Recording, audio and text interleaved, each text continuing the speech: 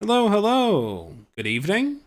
Welcome to the first spring training stream, the first of two on the year. It is I, Leatherneck Mike, your host of the evening. Hopefully, I'm not too loud. Let me know if I make people deaf. I already have made someone go deaf. Sorry, Sloth. Let me turn myself down. Hopefully, that should be better. And joining me for this evening, we will have a couple of different guests that will show up throughout the program, but the person who will be with me through the whole thing is Indianapolis Apex, my general manager, the person we don't have a nameplate for, Miss Obvious. Hi, Miss. Yes, that's me. That's me. Yes, that indeed is you. How are you, sir? Oh, just fantastic. I love spring training.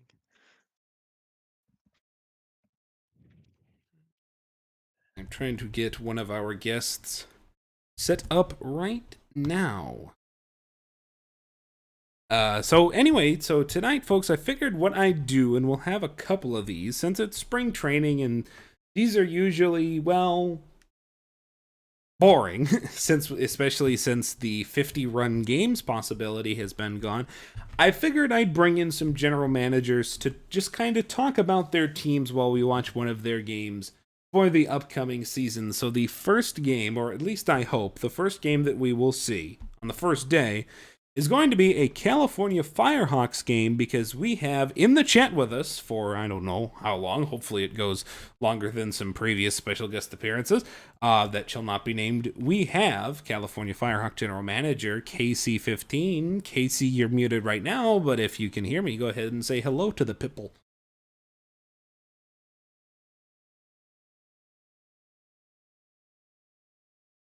Just waiting for Casey to get himself situated in Discord, but hoping that we can hear from him and he can talk about the Firehawks. And we will also have another guest, a Majors guest later on. Hopefully, I can convince Miss to babble on when we get a little bit later on into the program about the Apex and possibly watch an indie game, a team I think should be particularly good. So let's show you what we got on deck for the first slate of games today in the majors. The beautiful new spring training overlay. Thank you to 209 Tacos. So it will be majors first, and I am going to save start of spring training before we even get going. We'll be resetting fatigue every 4 days so that we don't get the crazy scores like we are used to in the past. And yes, I know some people will be incredibly disappointed that we don't have big scores like Miss over here, who is very upset. Very good. It's a tragedy of our time. Last year, though, you tried the one man rotation, and that still didn't get us big It numbers. didn't. It didn't work. I was going to figure something out, and then I got too lazy. Hope everybody's having a good night. Hope the stream's in good quality. I know we've had one person who had Twitch hate them, although I've had other reports that it is in full 360 or full 360, full 1080 HD. It's supposed to be streaming in full HD, and all the tests I did with Enoch say it will be streaming in full HD. So if you're I'm stuck still on stuck in 360. if you're on 360, I do apologize, and I don't know why Twitch hates you. Yeah, stuck on 360. Well, I have no idea why because OBS is streaming in full 1080p. And I've got like 200 down, so it's fine. What the heck? Why is it in three? Okay, and the test that Enoch did was 1080. Tested me Oh, we're a just couple gonna be months ago. streaming like So that's we're gonna weird. be So we're streaming just gonna like be mid 2000s. streaming.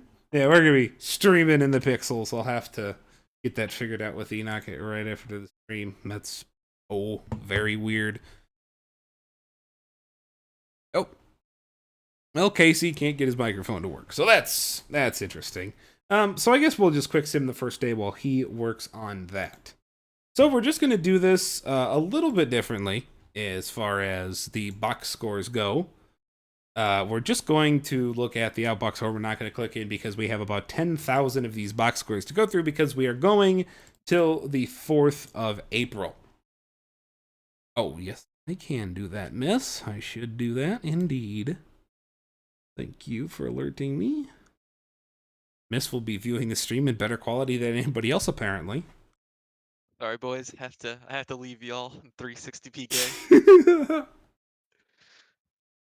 If I don't have to squint, it's not pixelated enough. Look, I'm sorry. Blame OBS. I don't know.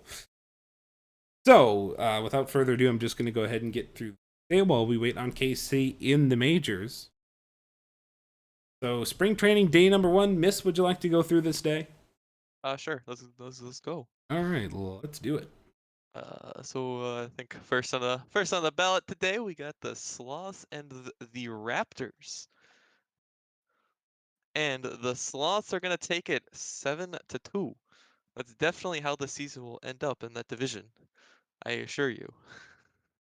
Really? Because I Uh, actually think Boise might be. I don't know. I think it's going to be close, but I think Boise might be top. Although I could I, be totally wrong. I usually am. and then next we got the Surge and the Vandals. And the Surge, we're gonna take this one 11-5. I will jump into a box score if we see anything overtly insane, by the way. But insane yet. And now we got the Aviators and the Makos, and 8-3. Where's my big scores? Crabs and the This kind of Voyagers. big. It, it's it's It it's kind of. it's it's just a tease more than anything. 11-1. Voyagers beat the Crabs though. Stars Scorpions. 2-1. Not big at all actually, quite small. Scorpions are over the Stars. Wait, the start for Justin Sims. And the Supernovas at Detroit. Detroit will take it 5-2. Last 2 games of the majors day. And Rougarou 5-2 over Cancun. They got 3 in the top of the 9th. Now, Miss, your Apex. Of course, of course. I mean, we win 5-0. I mean, what else could it be, really? It could be, of course, nothing else for Indy. Top performers of the day: Meredith, Dim Boys, and Eagle Eyes getting their spring trainings off. 2 good starts. I am going to see, before we go down to the minor scores, it's bugged out now, so that's really cool. Before we go down to the minor scores, I am going to see if I can acquire KC. KC, are you with us? Please, we need you.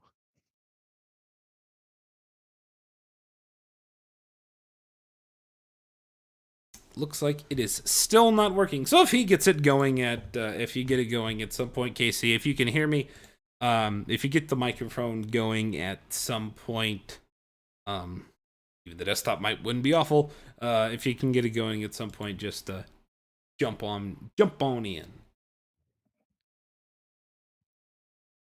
So we'll go ahead and quick sim this miners day, and then probably tomorrow we will watch a game, and then I will get working with Casey on some microphone things. And why doesn't Dallas have a rotation?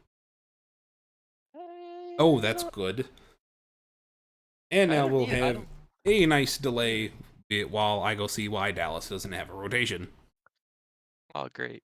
So this is So off to a great start. So while I'm doing this, Miss, I figure we should have something for the people. What's your thoughts on the season at large? so this is a very interesting season. I don't. By the way, I'm only talking about the majors. I don't know about the minors. I'm not smart about the minors, but in the majors, I think it's a really interesting season. This might I think we'll be starting to see kind of a changing of the guard. For the past few seasons, OBX and NOLA have been very, very good. Pretty much the best teams in their respective conferences for a while. And so I think obviously they're still going to be very good, maybe still even the best in their conferences, but I think we're starting to see some other teams start to come up. I think my own team, the Apex, might also be the best in their conference. Another thing too, Death Valley, after their little retool, is probably going to be starting to push for a possible playoff spot. Some other things, the Sloths. also have a very young hitting core that might be coming together. They might be able to actually start to challenge Boise. New York, another older team, might, is maybe on one of their last legs of giving it a last hurrah. So I don't know. It's kind of interesting to see how we have some younger teams and how if they can beat some of the older teams, some of the old dogs that have been up there. Uh, Sorry, still trying to work things out with the Dynamos, and because Bones is up in Sarasota, at least as of all the roster changes in this file. Trying to work some things out here, so while I am working with Dr. K on this one, I'm going to go ahead and quick sim the other game, so you at least have some entertainment while I exchange furious messages. Miss California and Bruce City, if we can hear from Casey at some point, we'll hear him talk about his Firehawks. But here's game one of the minors. let's go. And the Firehawks are gonna win 8-1 against the Bears. Just another. They got 5 runs in the 8th to really put the game out of reach. It looks like. Uh, and then I think next game is the Armadillos and the Flamingos. And the Flamingos are gonna take it 6-2. We have the Lemurs and the Swisteeds. Sorry, just getting some things done here. Lemurs and Swifties, 10-1, big win. He's kind of dumpster thing them.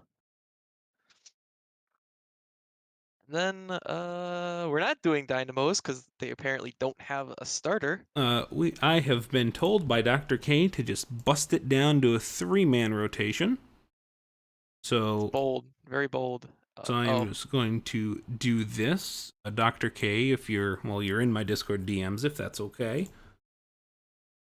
Very serious stuff, spring training, by the way. Yeah, incredibly serious. Hello, guys. Am I on now? Oh, Yes! Casey, we've got Woo! you. Thank goodness it's not all going to crap. There you are, Casey, 15, the Firehawks general manager. How are you, Casey? I'm doing great. How about you guys? Fantastic. Oh, would be doing better if we didn't already have a roster problem and mic issues and stream issues, but hey, you know what? This is what we're doing. So it's going good. So KC, the California Firehawks, we will get to a game. Okay, looking. So, Miss, I am going to go ahead and get this day finished off so we can watch the California game tomorrow. So, Hepcats and Dynamos, Miss, I'll have you read these box scores quick before we get into the whole KC deal. Alrighty. Dynamos going to go 10-5 over the Hepcats. And now I think the last game of the day being the Wheelers and the Kingpins. And the Kingpins on a 1-0 shutout are going to take this game. Great spring I'd training. love to see it. So, I guess it's the day. Where's my check mark? Here it is. Advancing the day, going to save. First day as a streamer, folks, so I do apologize if things seem a little clunky, but I'm used to the vocal side of it, not the running side of it, at least here in PBE. So, regardless, KC, nice to have you on. First of all, I do just want to say that. Thank you for being here.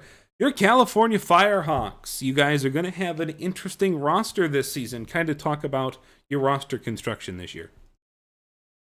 Well, it's just a matter of trying to fill the roster with actives, actually. We're really excited about our 1OA. It's an SP, and Lizzie Mitchell, we expect to do great things for us.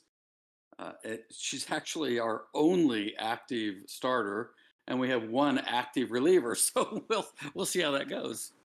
Yeah, it's not in the best shape. It wasn't left in the best shape for you. You know, San Bernardino then turned California winning big time right before they changed to California, and then just simply didn't have it together anymore. You know, trade years and years, and I said this. I thought this was interesting, Casey. You know, one of the California strategies, one of the San Bernardino strategies that Shu had was basically, look, you know, I'm going to take all the assets that I can and put them into this draft and just keep borrowing from the drafts after this one. Is that something that you guys are looking into doing? No, I certainly understand the strategy, but Dirk and I really want to hold on to our picks. Uh, Otherwise, it's kind of a boom or bust. And what we really want to do is just create a great, fun, stable environment for each of the new folks that come in. So, the other strategy can be fabulous for the folks that are at the boom side, but we want to be there for the folks all the way through. So we're going to play it a little differently.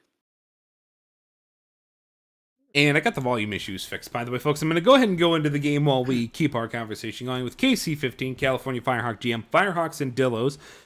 Lizzie Mitchell was day one, so Sportegi, your second starter. So, yeah, All you right, our guys... knuckler.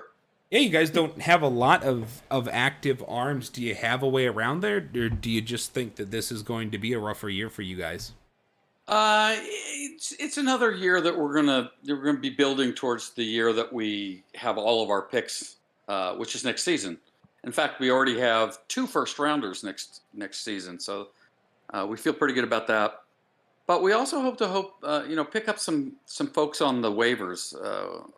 Possibility of at least one other SP. I think it's been really interesting that in the last couple of seasons, I noticed right as I left, sorry, I messed with the camera here, folks. I noticed that right as I left general managing in the minors, really seemed like waivers slowed down recruiting, working really hard. Do you have high hopes for that this year for waivers?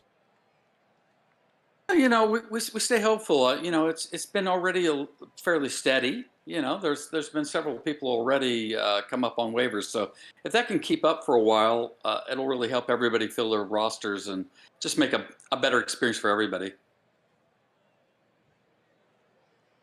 I think I have to shut off action cam outside of the game. I don't know why it's on to begin with. I had this all set up, so I do apologize that the stream is going to be in low quality and in motion sickness, but this is kind of all that I can do. So we're learning. All right.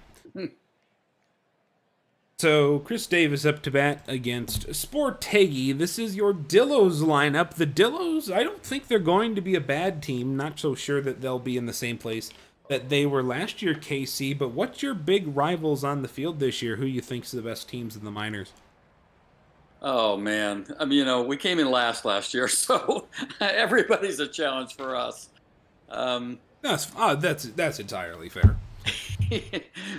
But you got the traditional powerhouses of Kansas City and Lemurs last year, taking their step forward. So we'll see how it goes. Chicago's always tough. Chicago should be good. I think Kansas City will be good again. If you look at their batting order, they're fine. They're there. Their starting pitching is gone. It'll be really interesting to me. I think that this year Kansas City will be carried by its order, which it hasn't been in quite a while. I'm trying to think of hopefully that fixed the action cam issues. Thank you to Hummus and Enoch for pointing out to me that I can do that in the stinking game as California comes to bat now. But yeah, I think Kansas City should be good. Chicago should be good again. Louisville good again. What did you think last season, KC? Chicago winning the championship, that surprise you at all? Oh, not at all. I mean, they've had a strong run several seasons in a row, and this is kind of the year that put it together.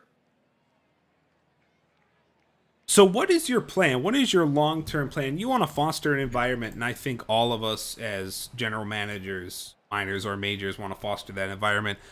But what's your competition window? Do you have that planned out? Well, the nice thing about the minors is the window is a lot shorter than it is in the PBE. When I was GM of the Rougarous and we were starting as an expansion team, we were looking 5-6 years out before we'd be at all competitive. But in the minors, one season can make all the difference. We'll have some challenges this year, but with all of our picks the following year, we could be right back in the hunt.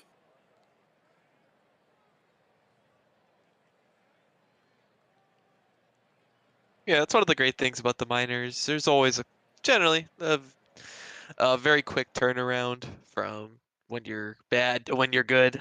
Uh, not as much, definitely not like the majors. It's just much slower and much more of a progression. You can kind of notice just from season to season getting better and better until you reach kind of your peak. Right. It's kind of what makes them two kind of totally different beasts, two totally different skill sets. Because in the majors you're just trying to focus on you're always focusing about the long term for the most part. How does this affect me in 4 seasons, 5 seasons? And in the minors, it's a lot more immediate. How can this help me this season or Mm-hmm. next or like the very next season? It's one of the things I find interesting. I've done both, and I found it really interesting. Um, it's just kind of how different your approach has to be Mm-hmm. in each of them. And Casey, it should be said, you've been an expansion GM in the majors and the minors. I know Miss's opinion on this, and I haven't done the majors one yet, but I have a feeling I know what my answer would be on this. What's your favorite? Is it minors or majors GMing? You expanded and started Kansas City. Thank you for that. Love that franchise. And you expanded and started NOLA too. So which one's your favorite? Not of the Well, anyway, franchises, of the GMing. yeah, I think it was well said that they're just completely two animals. My heart is in the minors. My player plays in the PBE. I love it. But as a GM, there's just something great about being there to help new players start, get a good footing in the PBE, and just enjoy themselves. So, I stepped down from the Rougarous, really able to do that because of Phillies fan and Eldori, and you feel comfortable handing it off to those two. But I've been looking for a long time to get back into the minors, so I'm really happy to be here in California. Yeah, California, a fresh start. You and your co-GM Dirk Diglett, third inning ends. It is 0-0, and why in the world did that shorten? Eh? And I do want to say, Casey, just talk about working with Dirk. You know what? I had a number of co-GMs because when I was in Kansas City, I pretty much lost my GM every year, mainly to becoming a GM in the PBE, which I count as a success, even though it's hard on me to lose these good people. But I have been so incredibly fortunate. Every single co I've worked with has been fantastic, and Dirk is just another one in that line. Ooh, hate to see that down the line there. Bases are loaded for the Dillos. Sorry, second and third for the Dillos, although your Firehawks are going to get out of it. Good pitching performances are going to be really important for you guys this year. And a knuckleballer, something that is pretty much non-existent in really anywhere in PvE at this point, minors or certainly the majors. I think CMEX switched off a knuckler, so I'm pretty sure we don't have any knucklers in the majors anymore. But you have the lone knuckler in the minors. Will he be your number 2 starter the entire season? Is the real question. I think Riddle, when he was in the minors, CMAX recreate. I think he had something like a 7 ERA his first season. Although it is true, you guys don't really have a lot of options. No, we hope not. But this was an experiment because we've got three IA 100 to 110 TPE SPs. So we just thought, you know what, let's throw the knuckler in there and see if he can hold down the fort for a little bit while we look for some people on waivers. California grabs the first run of the game. Let's see And if you know what? Sawyer Stern can add to it. He won't. Fourth inning's over. Go ahead, Casey. Go ahead and finish. I'm just saying, it's working out okay. 4 It's innings working in, out and, right and, here in and the spring Dillos training. are zip. So Jackie tipped into the ball game. Spring training starts. Don't go more than 4 innings anyway, because you got to get right, guys. You got to get guys loose and got to get them ready to go, and especially down to the minors.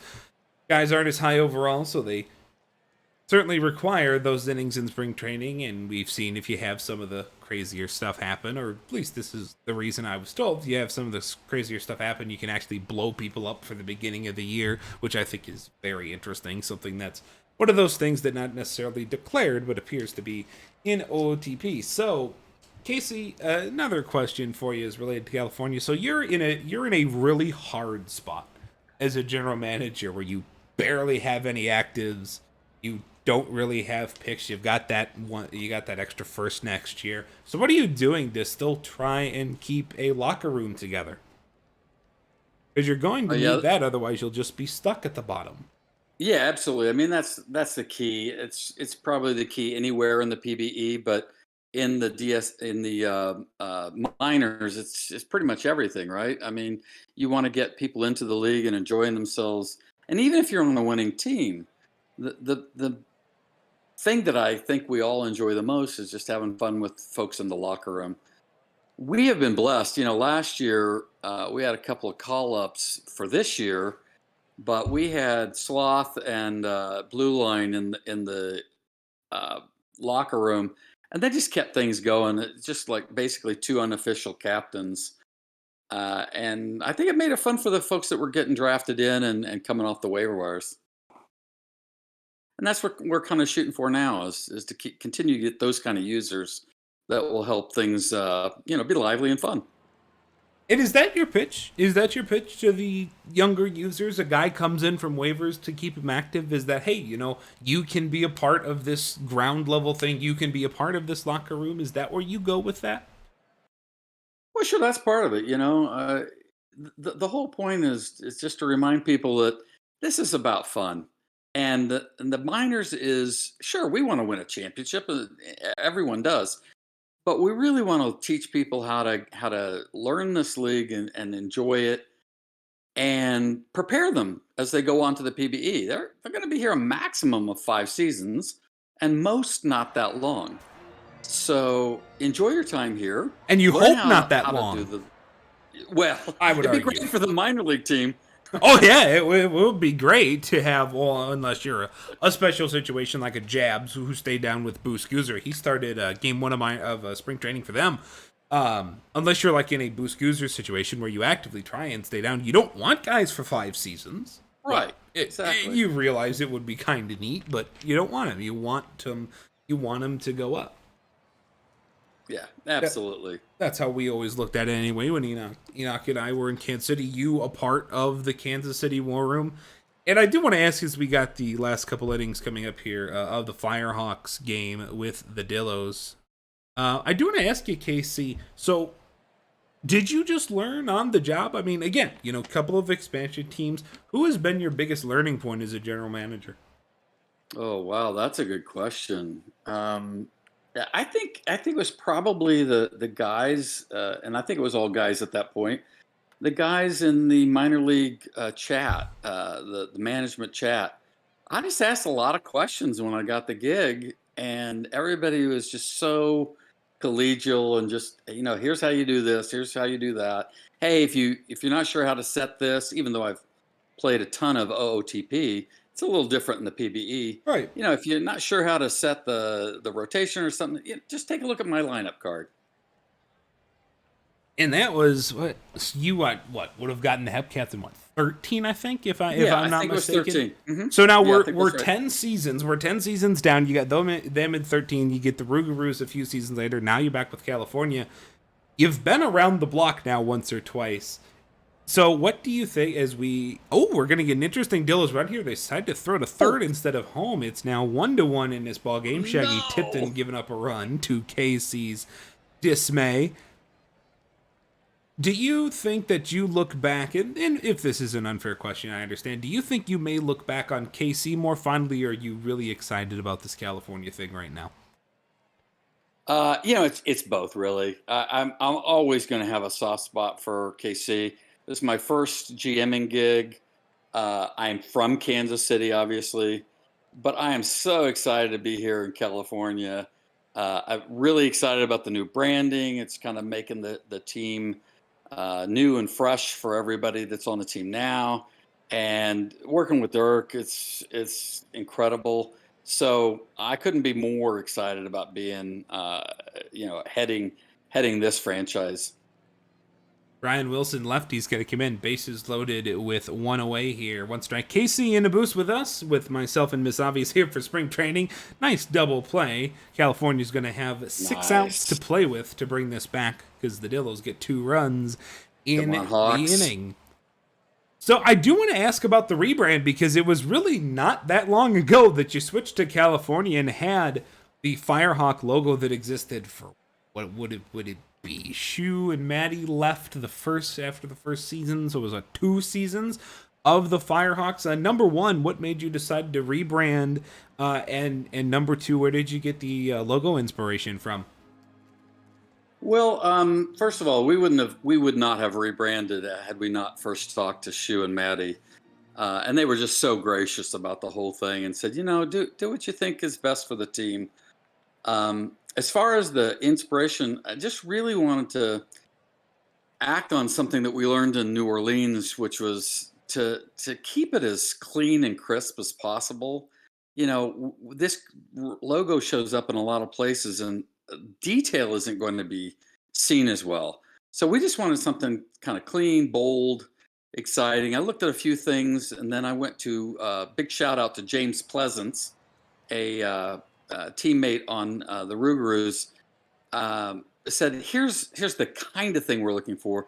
Can you just do your own thing? Can you create something new? Because we wanted to own it. We wanted it to be uh, completely legal, first of all, but also, something from the PBE, to be honest. So it's created by a PBE artist for a PBE team, and that's kind of how we got there. We wanted it to scream fire and Firehawk, and just be a little cleaner and bolder. Well, you don't want to yell fire. Don't be doing that. Then you'll get a fire department called at your house. But I do say I do quite like the logo. I love the logo. I really like the blackout lines around the eyes. Accentuates the red quite well. The blackout line makes it stand out. Nice stolen base from Sawyer Stern. Antoine Grimes is going to strike out looking. Don't like to see the bat. Don't like to see that. And at the plate, Mrazek's going to get the final out. So California is going to lose this one 2-1 to the Dillos. 10 hits aside. So you guys swung the bats well here at ST. It's good to get those off to a good start. You'll enjoy seeing that out of Trey, your center fielder. He's hitting 750 here at the start of the spring. And hey, you know what? For the Knuckler, KC, you got a good start out of Sportegi. Yeah. 4 innings, I'm no liking earned. the look of that. Exactly what you want to see. Let's take a look around the league now. The Wheelers clobber the Bears 13-1. Aria with the win for the Wheelers. The number 1 overall selection by the Seattle, I almost said the Supersonics, the Seattle Sea Serpents. Florida beats Kansas City 6-5. Louisville over Chicago 1-1. Anchorage over Dallas. Why did Anchorage play twice? What? They're just built different, bro. Excuse me? Game? What? Anybody else play twice? Okay. Well, the Wheelers are superheroes, I guess. This is an auto-generated schedule, folks. So, what? All right. Well, I'm sure I'm getting DMs from Enoch right now. Let's take you to the majors. Miss, can you handle this day of box scores while I figure out what just happened? Alrighty. Okie dokie. The Raptors are going to beat the Surge 1-1. And the other game here, the Slots are going to take the Crabs 4-1. The Makos are going to shut out the Vandals 1-0, with the Aviators taking a 7-1 win over the Voyagers. The Demons are going to clobber the Rougarou 16-2, with the Supernova taking a 7-1 victory over the Scorpions. And if you could scroll down, that'd be great. Yep. Fantastic. Sorry. Even. The Oh, I got Toros are. chilled. You did. 47 ERA. The Toros are going to take a 3-2 win over the Sea Serpents, and the Stars are going to obliterate Mike for a 9-5 win. All the runs on me. That's fantastic. Speaking of fantastic, KC15, any final words about your Firehawks for the upcoming season? No, I tell you what, we're just really excited. We may have come in last year, but we're feeling good about the year. We got some good guys in the locker room. We're gonna have a great time. KC15, everybody. Thank you so much, KC, for coming on and bringing some joy to this broadcast. Thanks for having me.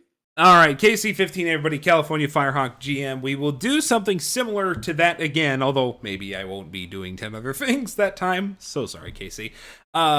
We will have another guest later on in the program, and we do have Miss sitting right next to me if he wants to play 20 questions while we go through a game. But for now, we're going to quick sim the 25th of March.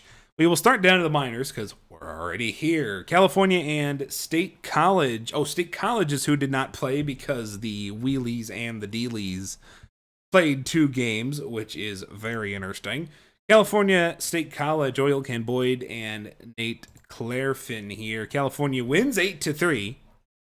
So, right, Casey, as he stepped away, his team decided to pick up their second W of the spring. KC, speaking of KC the Hepcats, not Casey the person, they defeat the they get beaten by the Dillos 8-3. Kansas City off to a very bad start in spring training. 5-4 win for the Kingpins over the Bears. The Superhuman Wheelers lose to the Florida Flamingos. And the Dynamos defeat the Lemurs. Let's go up to the majors. That button is broken. Up in the majors, Buffalo and Providence. And again, if you're just joining us, day 1 of spring training here in the PBE. We're just going to kind of skim over the box scores, quick play them out here, and focus more on watching the games and taking a look at your players, and more specifically minors players, because we've all seen our players a bunch up here in the majors. Some of the minors guys getting to see them for the first time. Buffalo defeats the Crabs. They're 0-3 to start the spring. 4-1 OBX over San Antonio. The defending world champs are picking up even in spring training right where they left off. Boise beats the Vandals 6-2.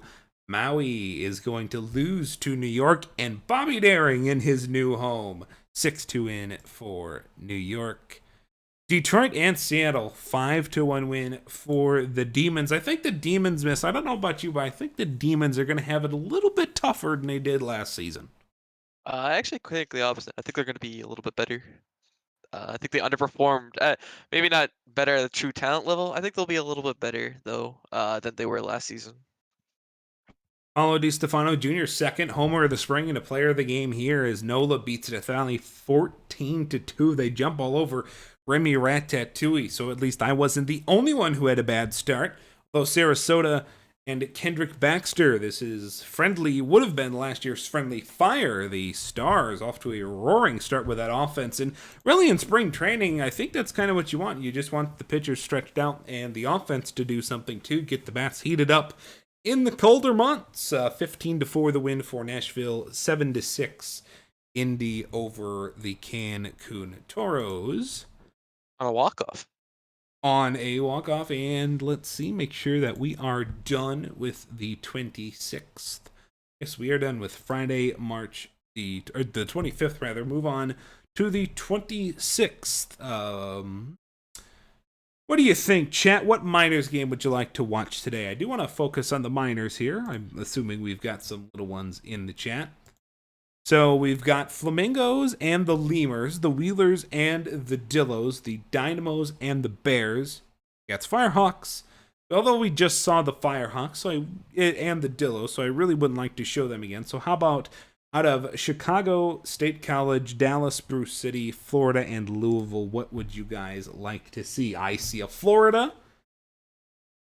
I see Wheelers are playing the Dillos, so I don't necessarily want to do that. We just saw them. I see a Lemurs from Miss Obvious, so that's 2 votes for Florida and Louisville.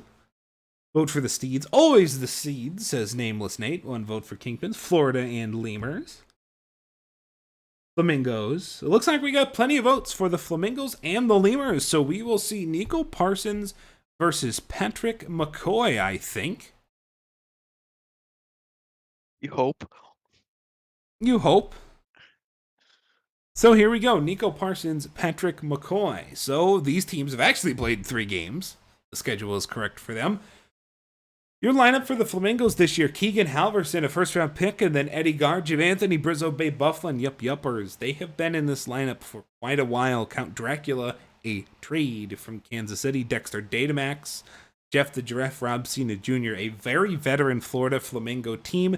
Nico Parsons, the starter. They're not as veteran in that respect. And here in the spring, they're just going to be looking to just get the bats rolling. Every team is, but particularly with this one because they are a lot like the Hepcats. They are just going to have to rely on that offense to push them through a bit of this season at least. The Lemurs is Jaguar, Gump, Bonds, O'Sullivan, McGee, Burrow, Esquelito, Bobby Batter, and Kyle Eliason. This lineup is back from a team that made the World Series last year, Patrick McCoy, their starter here in the spring. Miss, you have some affiliation with the Lemurs, correct? I still believe you're a War Room member, if I'm not mistaken. How do you feel about Louisville this season, if you have any feeling at all? I think they'll be pretty all right from what I can gather. Again, minors, is, it's not my forte, but I think they should still be pretty all right. I know they had quite a few people get yoinked on up to the majors, but that's true for a lot of teams. So, but I think at the end of the day, they should still be a pretty solid team. All right, let's go ahead and get into our second game here on our 4th day. And Miss was such a kind fellow and did some box scores, so I can go ahead and call this one. Patrick McCoy, the right-hander, gets the start for the Lemurs as they face Keegan Halverson and the rest of the Flamingos. Halverson strikes out to start the ball game off, so it's the lefty versus the righty. 2 lefties. Gar is next. Eddie Gar, fly ball into center field. That's an out, and here is Anthony Brizzo. 1-2 from McCoy to Brizzo. That is singled into right field. And Babe Bufflin, the switch hitting first baseman. Brizzo and Bufflin, 2 guys that should have really good candidacies for that minors MVP. Been down a couple of seasons. Gonna look for a lot out of them at 3rd and 4th. And actually, a lot of teams go with something crazy in spring training. But I would say that there's at least a reasonable chance that this is what the Flamingos lineup looks like, especially that 3 and 4 position. When we get into the actual season, Forrest Gump getting his spring training 4th day off to a good start. He's got a single. Barry Bonds grounds into a double play. The first baseman, the young Barry Bonds on that render, it looks like, or at least looks similar to. Don't know if that's on purpose or a happy accident, but young Bonds down here in the minors before all the steroids. Rounds out, Yupper is going to get a single. Here's Count Dracula, the DH. Again, new acquisition from Kansas City. So in this lineup that is new, you have Dexter Datamax and Keegan Halverson, both from the draft, and then I do believe Datamax is from the draft, and then you have Dracula over from the Hepcats. Datamax strikes out to Patrick McCoy. Here comes Jeff the Giraffe, the switch hitting shortstop. The 1-0 to the Giraffe. That is bounced on to first, and that's going to be a double play. Oh no, Giraffe beat the throw. Well, that sure looked like a double play to me. They're going to say he beat it down to first base, so that is not going to end the inning. It'll make it 1-0 Florida. Robson Jr. flies out to right field, bottom 2. So it's Florida 1 and Louisville 0. Lump O'Sullivan, the third baseman, grounder to first, tap on the bag for out number 1. He gets Nico Parsons. He's only given up a hit so far, and he's faced 5 batters. Diddle McGee strikes out, and here comes Miles Burrow. We could end the second right here. The 1-1 to Burrow. Bounce to third, over to first, and the inning is over. Top third, we're going to head back to the top of the Flamingo lineup for the top of the 3rd inning. So they had 3 extra guys come to the plate that first time through than the minimum. Keegan Halverson, grounder to short, over to first base. Yep, there's out number 1. The other left-hander in the lineup, Eddie Gar. Now, this is a fly ball into right field that's going to be caught by batter. And here's Anthony Brizzo, the 1-1 to him. That is into center field. Going to get down for a single. So Brizzo, 2 for 2. Bufflin, who's 0 for 1, steps up to the plate next. The 2-1 to him. That is going to be a bloop single over the head of Miles Burrow, first and second for the Flamingos and the Lemurs. Or for the Flamingos, rather, against the Lemurs pitching staff. Here is Yep Yupper's third, second inning over. Top of the third is done. Patrick McCoy threw in 3 innings. He's thrown 40 pitches, so you're probably going to see him go ahead and get through that 4th inning. As typical, no ridiculous pitch count situation going on there. Nico Parsons gives up an Escalito single back up the middle. Here's the 1-2 to Bobby Batter. That is short, second, first for the double play. And now Kyle Eliason. The 0-1 to Eliason. Ground, pitcher, first base. Third is over. 1/3 of this ball game. Not much action happening. Much to the dismay of Miss, I'm sure. Although even then, even if we had fatigue off, or on rather, still wouldn't see anything crazy. Truly, until the end of spring training when it would go nuts. Miss Obvious, Leatherneck Mike here with you on the PBE spring training stream. The first one, ooh, nice beat by Dexter Datamax, flying down the line to first base to get a single. Here's Jeff the Giraffe, the 2-0 that is popped up. Too short, that's going to be an out, and here's Rob Cena Jr., the 3-2. Rob Cena grounds to second, over to first. Good connection there from McGee to Bonds, and the top of the 4th is done. Bottom 4 we go, so back to the top of the Louisville order. It is Jaguar who is going to walk. First look at the second time through an order for Nico Parsons this season. Forrest Gump at the plate. Jaguar's going to steal second. Gump the 1-2 to him. That is lazily popped too short. Here is Bonds, the first baseman. 0-1. Bonds short.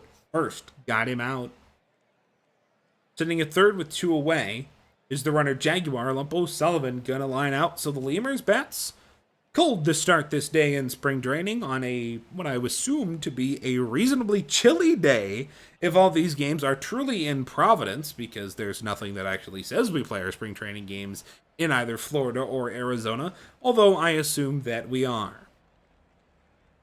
At least I like to think it. Halverson grounds to first. Gar's gonna fly out to right. To Martin Kratt, so a good 4-inning appearance. Javanthony Brizzo's going to walk, so he's reached all 3 times he's come up to the plate. Here's Bufflin. Bufflin bounced to short, on to second. We're halfway through the ballgame. It is 1-0, Florida over Louisville. 8:35 on this night in Providence. Let's take a look at the spring training scoreboard brought to you by the PBE Merch Store. One of the mods can throw that in chat. PBE Merch Store. Get your merch today. I have Hepcats merch that my girlfriend likes wearing more than I do. And I say more than I do because she wears it more than I do because she steals it. Chicago 4-1 over State College. That's in the 4th inning. Anchorage over the Dillos 2-0. That is in the bottom of the 5th. BCB over Dallas in the top of the 5th. There's the home team there. California over Kansas City 4-2 in that one. That's the Chick of the Out of Town scoreboard brought to you by the PBE Merch Store. Get your merch today. Thank you, Jimbo. Appreciate the collaboration. 5th inning is over. Kyle Eliason makes the final out. The Louisville has had their chances that second time through, and facing the second Flamingo pitcher, they'll haven't capitalized. Now Yup Yupper is going to go against the lefty, Martin Kratt. 0-2, bouncer third, second, first, around the horn for the double play. Kratt to face Dexter Datamax now. That's back up the middle. That's going to be a base hit. And there's a runner on first for Jeff the Giraffe. 2-2 to the Giraffe. Bouncer to second. Over to first base. Kept that inning in the infield. At least the outs of it. Top of the 6th done. Let's go bottom 6 with the Lemurs. Jet Jaguar. The 0-2 to the left fielder. That is into center. Oh, nice diving catch by Rob Cena Jr. Here's Forrest Gump. 1 for 2 today. The 0-1, that is a little single off of Nolan Nola. Now Bonds coming up the left-hander. 0-2 to Barry. He struck out looking. Nola beats him on the inside corner, knee high. Good call by the home plate umpire, Olumpo Sullivan. He will draw an extended walk. Now Diddle McGee against Mingo Bingo. McGee fly ball right field. Easy grab for Brizzo, who we may see bat in the 7th. Although it does require a runner to get on. Florida 1, Louisville nothing through 2/3 of the ballgame. Here's Rob Cena Jr. Cena takes this into left field. That's going to be a single, so provided no double play, we will indeed see Brizzo. Here is another guy who's going to be down just the season. We have reports Poe Scott. He will be somewhat big at the end of the season. You know, you're not going to see a lot from him, a lot of good stuff from him, particularly early on in the year. That's just how it goes for rookies here. But at the end of the season, when they're making their playoff pushes, when he will get good and is when he will make a big impact potentially for the Lemurs. Spring training, a thing that doesn't matter as much for him. You know he's going to be not very good the first couple of months. You're just hoping that those last couple of months is when he is better, when you get closer to the randomness territory. Bufflin, fly ball, center field. Is it going to get in a run? Yeah, it does. Gar's going to get to the plate. Brizzo's going to get to second base, and Babe Bufflin has a sac fly RBI. 2 outs in the top of the 7th for Yuppers. Yep, he hit a single. It's 4-0 Florida. Yuppers a career over 300 hitter. He's had a very good PBE minus career. Count Dracula, the 1-2. Dracula grounds out to short to second. And that is the end of the top of the 7th. It is stretch time. Chris Pratt got that last out. Stretch time in Florida. Miss, are you adept at singing Take Me Out to the Ball Game? No. No, just absolutely not, actually. If you're not very good at it, are you open to doing it? No, I'm not. All right, well, we'll be getting no Take Me Out of the Ball Game from either myself or Miss, so you're stuck with no Take Me Out of the Ball Game today. I do think we should implement that. That would be kind of fun. I don't know. Like, who wouldn't like to hear LBG sing Take Me Out to the Ball Game in a random 7th inning? Lemurs drive home their first run here. Kyle Eliason, a single into right field, scores Miles Burrow. Here is the Jet Jaguar, the 1-2, flown in the left. Jaguar will find his way back to the natural habitat. Oh no, it actually wasn't Jaguar. They pinch hit for Suevas. I forgot we're in the minors in spring training. There's going to be pinch hitters galore. Got to watch out for those. You got to watch out for a Forrest Gump triple and his name on the player of the day list. He is 3 for 4 now, and he's got 2 RBIs as the Lemurs try and bring it back against Mingo Bingo, who's been out there for a while.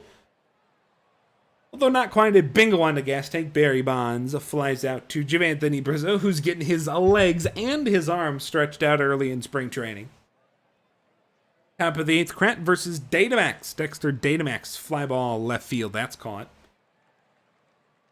And Jeff the Giraffe, the switch hitting shortstop. Florida lineup this season, you're going to have a bunch of switches. The Giraffe, Datamax, Dracula, Bufflin, Bryant. One left-hander there in Eddie Gar. Halverson and Bryant at third. It just depends on where the pinch hitting's coming from. So Halverson, the left-hander, but still a lot of switches on the Florida team. For the Lemurs there, not as many switch hitters, a little bit more lefties. Miss, in your personal opinion, you like keeping things balanced or you like leaning one way or the other? I know Indy is quite balanced, but that's not always necessarily of your perfect choice as a general manager. So what do you think? Do you like balanced lineups or do you like lean one way or the other like a New Orleans? I mean, you know, if you're able to take advantage of park factors like in New Orleans, you know, it's having a ubiquitous lineup could be very good. I generally don't really care. It doesn't really matter to me. That's why I don't care at all that my team is like 3 of every type of hitter. Like I don't think it matters that much. I just, you know, if you're a righty, you're a righty. If you're a lefty, you're a lefty. I don't really, it doesn't really bother me at all.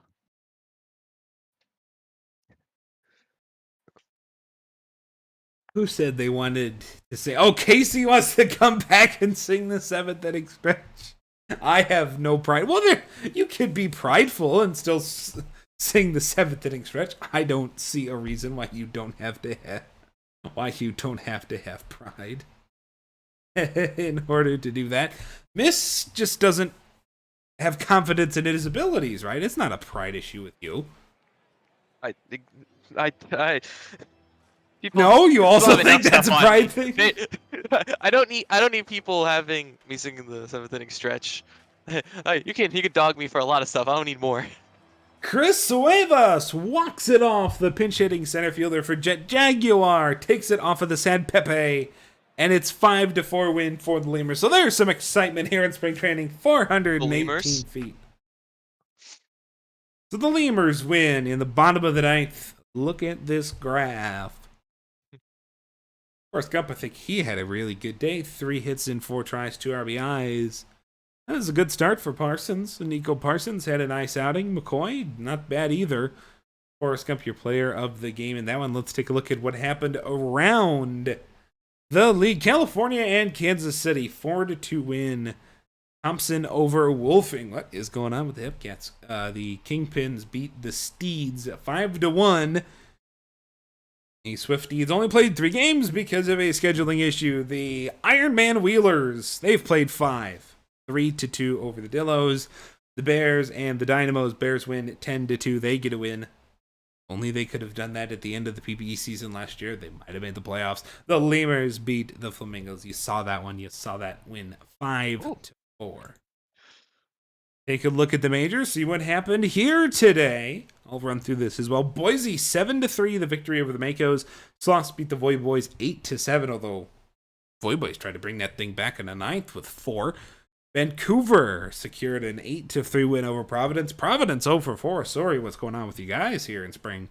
Outer Banks 4-0. Excuse me, they're 4-0 on the season. They win 6-1 here. Nashville over Nolan 9-1.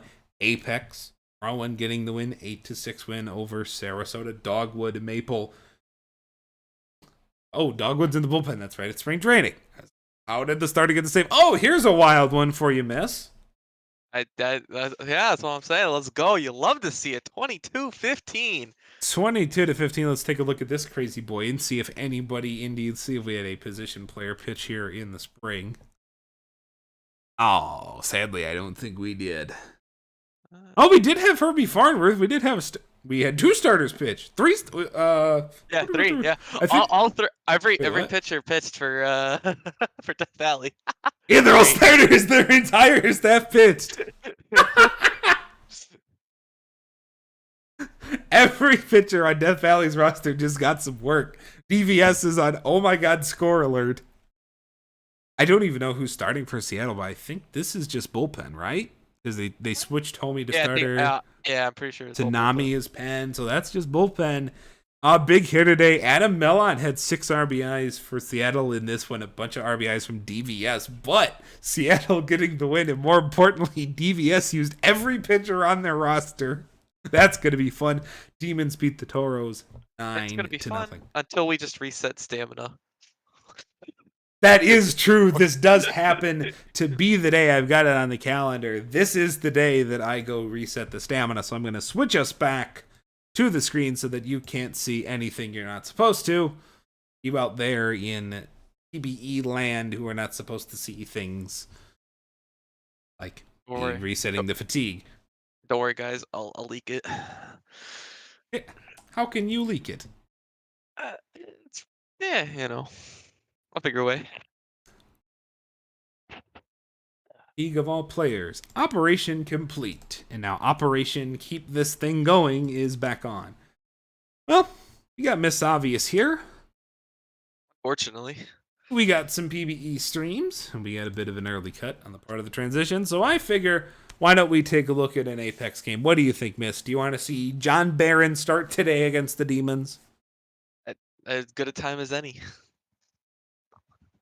This will be a matchup in the regular season I do think will be important for the Apex, but you must be pretty excited because I think the team is Can I go ahead and say overwhelming favorite? No. No? Okay. No, I don't trust us at all. You're funny. I always got to keep my expectations low so I don't get myself hurt. Uh, but I'm just hoping to make the playoffs this season. That's it. Shout out to the sick new Demons logo. True. Detroit Baseball Demons actually has devil's horns this time. So the lineup for the Apex: Tsunami, Mouse, Slice, Parmley, Dover, Twift, Quinn, Eagle Eyes, Franco. Guys playing out of position for us. The Dimes: Danny B, Danny third for this one, Herrera, Dinkle, Stack and Paper, Armstrong, Crashwagon, Balamo, and then the soon to retire Stanley Yelnats. For the Demons, Molly Mitchell on the mound. For Detroit, John Barron on the mound. For the Apex.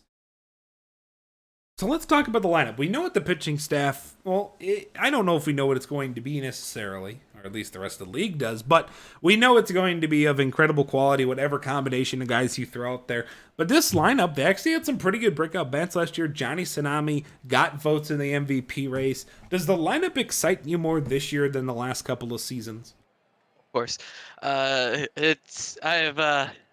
Well, those who've been on the team for a while know that we've had to struggle with some terrible lineups for the past couple of seasons, and it really, especially last season, really started to have some offensive prowess. I think we were like an average offensive team or something this last season, which for us is great. And led to 70 yeah. plus wins, because that's all we needed was just offense that didn't suck completely. Speaking of sucking completely, John Barron has walked 5 guys and has a wild pitch. And it's already 2-0. Hey, he gets an out. He's going to get Stretch Armstrong. This game might be a long one. Yeah, this might be a long one indeed. That's into the right field corner. Oh boy, this looks like Game 5 of the playoffs from a couple of seasons ago. Oh, we're just going to let him score. That's fine. 5-0. Let's go. Yeah. No, don't put in Dangley. No one wants Dangley. Did you Put not in see what Dangley. did, Theo? Dangley choked in the playoffs. It's so hard. Yeah, let's talk about that. Let's bust that wound back open. You lose in Game 7 to OBX. Did you ever? I mean, I know how you felt, but for the people, did you ever at any point feel somewhat comfortable that you might have won that series? Yeah. I felt comfortable when we were leading in Game 6. That was I thought, I started thinking, oh hey, we're gonna do this, and then good old Blolano showed up. Let's go Jimbo. But yeah, it's really hard because I wasn't even. I knew this was gonna be the first season that we could actually possibly win a championship. We were not favorites. OBX was a better team than us, but definitely by not a large margin. It was pretty close. So I knew that we definitely could win, and obviously, and we went up when we got up 3-2. You always are kind of you're letting your mind you know let it start to wander a little bit. But eh, playoffs can be a cruel mistress, and See, I've played too much out of the park baseball. I'm never comfortable. yeah, I'm never comfortable. I'm never comfortable. Never. It's also just a baseball thing, you see a lot of stuff. You see a lot of crazy stuff can happen. So, I won't say I was comfortable, but I was feeling like, yeah, we could do this. We might do this, and then, it all fell apart. And then things happened in Game 6. Blolano showed up, and then, just like any good sports story, the thing that crazy happened in Game 6, and then you just don't talk about what happened, which is that Game 7 existed and Doug Dangley turned into Doug Dungley. So we did make it interesting because we scored 5 runs in the top of the ninth. I actually thought that we were going to score because we were down 8-0 going into. I thought we were going to score 7. I thought we were going to score 7 and lose that. Oh, that's right. That's right. You thought it was good. No, I thought we were going to tie the game because I thought OOTP was doing its thing. I thought that was going to be a thing. That would have been a thing. That would have been probably the funniest moment in playoff history. Yeah, if we tie, we then lose and then lose in the literal next inning, that would also been just perfect. But yeah, that honestly though, the whole thing, I was just happy to make it. It's hard. It's hard to. It's always kind of random whether you even make the World Series, let alone win it. So just to be there, especially after our first two playoff appearances of just getting beaten in the first round both times, it was just honestly just nice to be there. If the ending was a bit painful. Yeah, and I was gonna say, if if you don't make it back this season or next season, whatever, if you don't make it back before Dangley's done, will you feel satisfied, or will you have this itch that, oh, we should have done this, we should have done more? Do you have to win one to be truly satisfied? I'm kind of, kind of, you know, I think this team definitely should win one, so if we don't, I feel kind of upset in that regard. But I mean, but also I just have to kind of accept the fact that sometimes you just don't win, and things don't go your way. So if it does happen, I'm pretty good about I think just not letting it really get to me. But yeah, in the back of my head, I'd be like, we should have won one. You have been this team's general manager from day one, head GM, in fact, from day one, as Gurren does Gurren things and lines out. It's now over 2. You've been the team's GM from day one. You saw this team from infancy to now making it to a World Series, and it's taken what in real life, a year, right? I think we got the team in June of 2020, if I'm not mistaken. I could be That'd be a totally wrong. year, and so that would be a Yeah, year and 3 months if that is the yeah, case. yeah. I think Um, so. so there is obviously a lot of personal investment in Indy. It's just was there a time that you thought that just would never happen, that you'd never be good? You just thought you were going to be stuck on the doldrums forever? Yeah, I was actually really down in season 22. Funnily enough, just a couple seasons in, I was really down. Just some stuff had happened. I wasn't really happy with how I was running the team. 22, 23, somewhere in that area. Although it was kind of due to the downfall of another team. But getting Gurin and Mitch was really big for that. I also want to shout out Beaver, who was a really big part of the team from the very beginning. It wasn't there last season, but for the first few stretch of seasons here, he was also very very cool to have around. But yeah, those first couple of seasons were really rough, and I was really down. It wasn't kind of until season 24 I really started to feel like I started to see the picture pieces coming together, and see that we're actually building something that's going to be really good and not that long of a time. So just gotta keep holding on, and it's ended up so far it's ended up coming to fruition, and hopefully we can go even farther. And that all had to do, of course, with acquiring me in season 23, I assume. Oh, of course, Yeah, yeah, all of that. for Forget sure. Dogwood and Tsunami and the guys from the expansion draft that are still here and everything else. And I actually do want to ask you about that. There's some guys from the expansion draft that are still on this roster. I Mhm. feel like nowadays we see a lot of expansion GMs go in, grab it, and go boom. Why didn't you do that? Um, I have to go back to my mindset of what I was doing. I actually, funnily enough, I was kind of I was kind of tossing around the idea of actually trying to be a little bit competitive. Um, I was trying to be aggressive free agency. I was gonna try and do something. I wasn't gonna try to sell my soul for it, but hope that it came, I could be good enough, and then build into that sort of.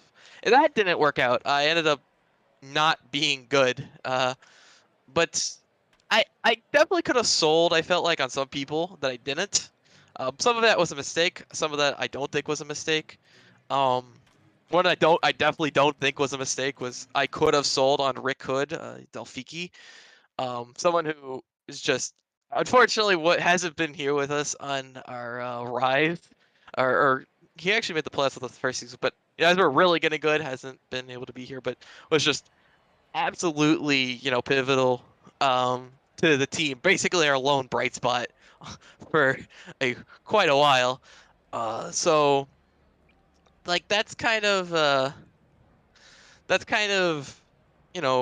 could have sold on him, and I could have sold on some other players, but I kind of I wanted to. I don't like tanking.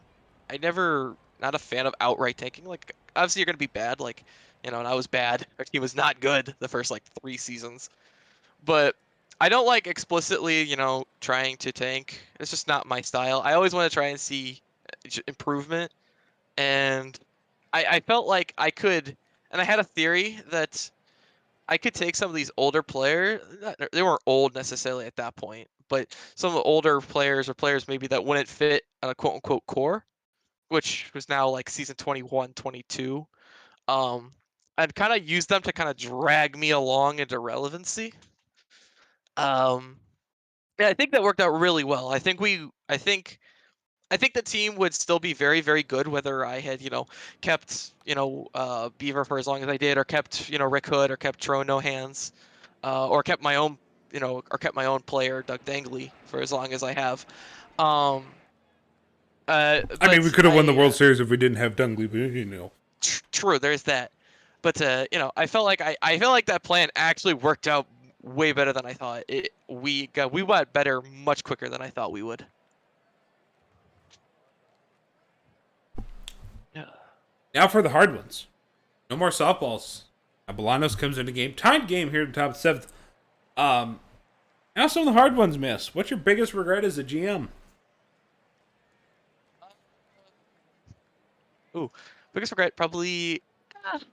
I would have to say trading for Bobby Daring in season 25 it was the first time that I felt like we could be a playoff team. It was a mistake that I made because it was the first because the no Jimbo, not you.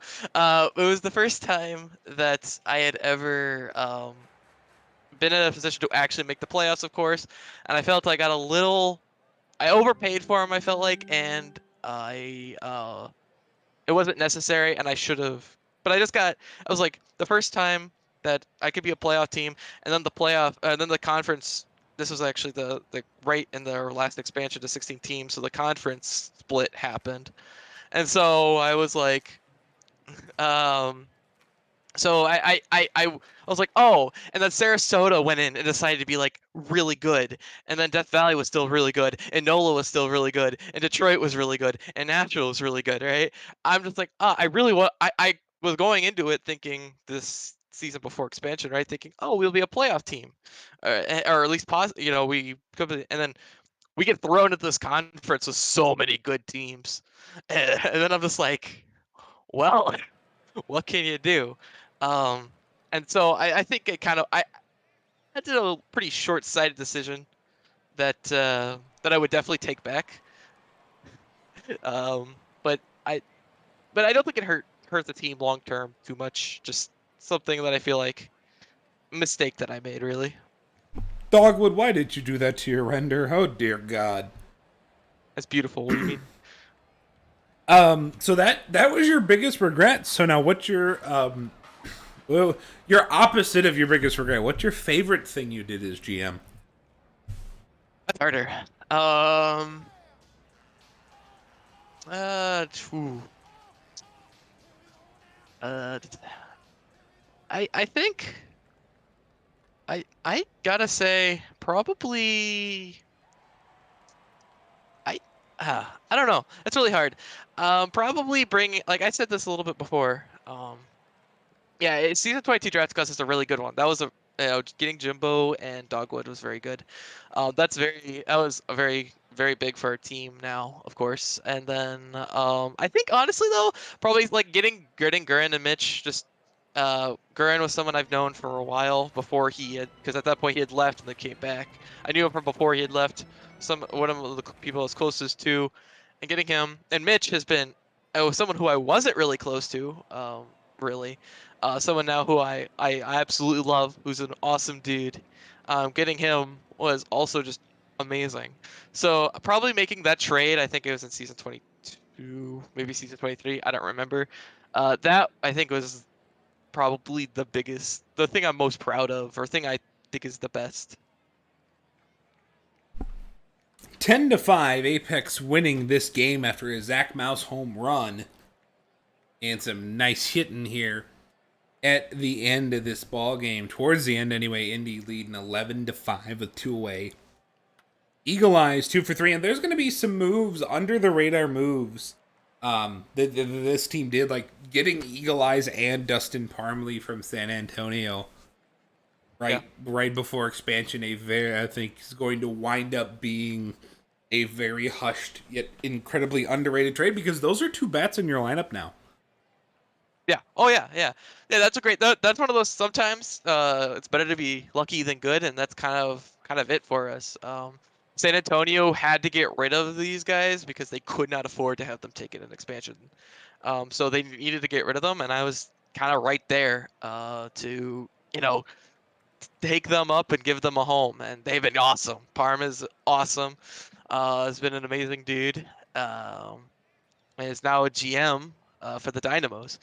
And Eagle Eyes is just got a big guy who's been around for a long time. Let's go Apex. We win these. Yeah, Indy wins 11-5 over Detroit. Zach Mouse, But 4 RBIs on a big home run. Slice 3 as well. Pitching. Barron looked rough, but the bullpen looked good. Where have I heard that before? Molly Mitchell, 5 earned in 4 innings. Jimbo, your player of the game. let's go Jimbo. But yeah, as I was saying, like with Eagle Eyes, yeah, it's just been getting 2 guys who've been really good for us and are right now very pivotal parts of our team. Was honestly just something that is just great. And like I said, sometimes better to be lucky than good. One of those situations. And I'll go through another question or two after we get these box scores done. Providence picks up its first win of the spring, 5-3 over the Raptors. Buffalo over New York, 7-1. OBX over Vancouver, 1-0. Sloths over the Makos, 9-6. Stars over the Sea Serpents. They start off 4-1 in the spring, 8-2. Sarasota shuts out NOLA. That'll be interesting if we see that in the real thing. Cancun and Death Valley, 10-6. 9-0 win for Sarasota over New Orleans. That's a team that has had a lot of turnover. Shout out to Alex F., their new GM. No games here today in the minors as we advance to the 28th of March. Mist, I do want to ask you, so what's your expectation for this season? Ooh, expectation for the league as a whole or for my own team? For Indy. For Indy. For Indy, I mean, I think the goal at this point is to win the division and at the very least make the World Series. I was joking saying, "Oh, I want to make the playoffs," but I mean, I think the expectation is World Series now. We're definitely kind of shifted into that territory. But again, the playoffs is random and no guarantees at all. But Are you at World that's what I'm Series or thinking. bust? I'm not world. I'm not World Series or bust, but it starts getting into that feeling. Maybe the later you go on in your window and it's not there, you start feeling that pressure. But since we're kind of still like getting into like our real championship contending window, not necessarily there yet. All right. This chatting about the Apex, we should have one more general manager coming out a little later on in the broadcast, one more surprise along the way. So, I think we have 2 games that are eligible.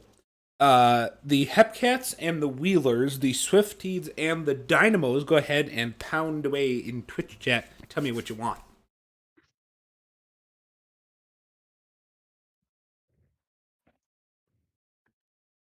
We have Van for the Wheelers, Miss for the Wheelers, his old team. Another Wheelies Hepcats vote, so it's 3-0 for the Wheelie Dealies. Gonna need some votes pretty quick for Dynamos, Swifties, or we're just gonna go with the Wheelers.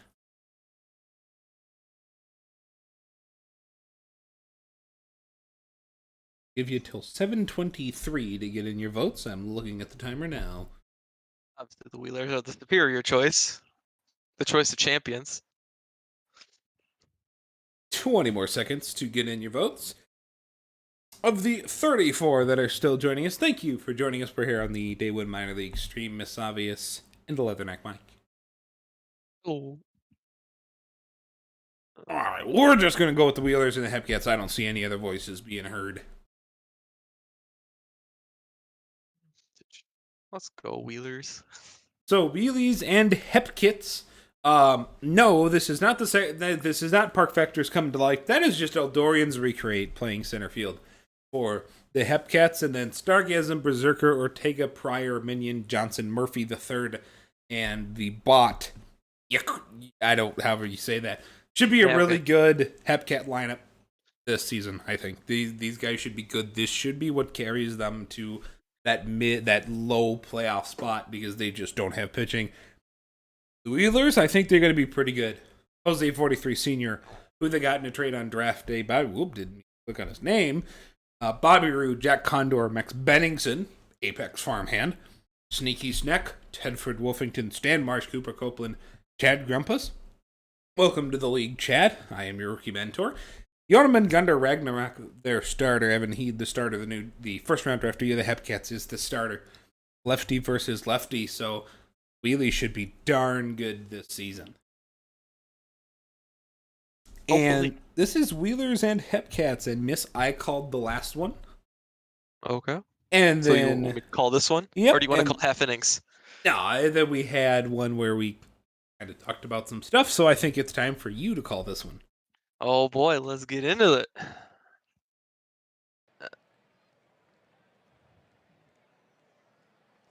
All right, I'm not even going to try to pronounce that name, but Brains Player is on the mound, and Park Factors is going to ground out to second for the first out. Jet Scargasm is going to repeat that with another for the second out. Newfoundland Berserker going to take a walk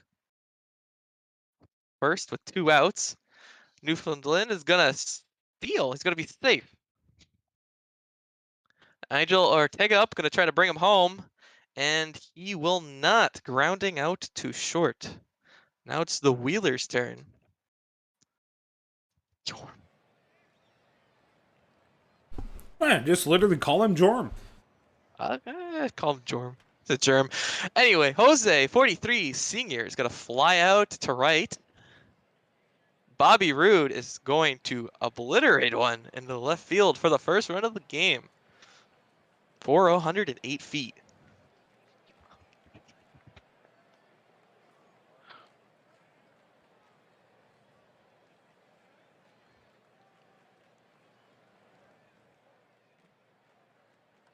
Jack Condor grounds out to second there. And Max Benningson is going to slide one through that hole to get onto first. 2 out. Sneaky Snack gonna hit one softly to second. It's gonna retire the side, and we move on to the second inning.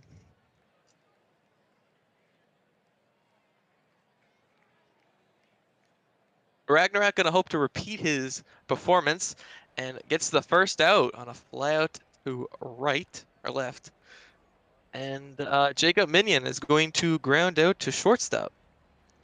Dustin Johnson coming up is going to line one, and it's going to be caught by the center fielder, Jack Condor. Great play out there.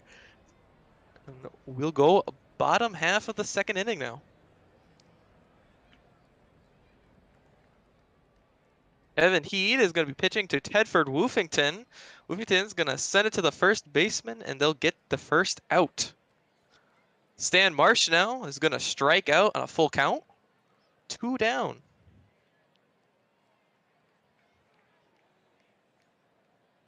Cooper Copeland is going to ground one right up the middle, smooth it on in there, and get a hit. 2 down, runner at first. Chad Grumpus, softly on that ground, is going to go to third base, who's going to get the final out. We go to the third inning. We have a prediction. Total hits in a 9. Prediction is over or under 2.5. Anybody willing to bet your monies? Ken Murphy grounded out to second to start the inning, and this guy is grounded to third for the second out. Ragnarok really dealing here, and as I say that, Park Factors draws a walk. No Park Factors needed there. Jet Scargasm is going to lazily fly that one out to right, and the third inning is done.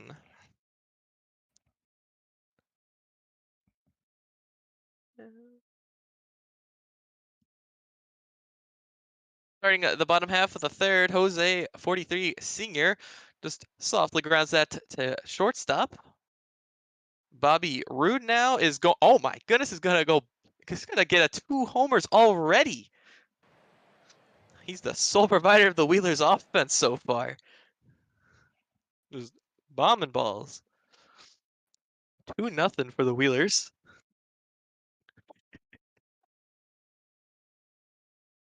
And Jack Conder, hoping to repeat that performance, will not do so, but he will get a base hit there as it drops in front of the outfielders.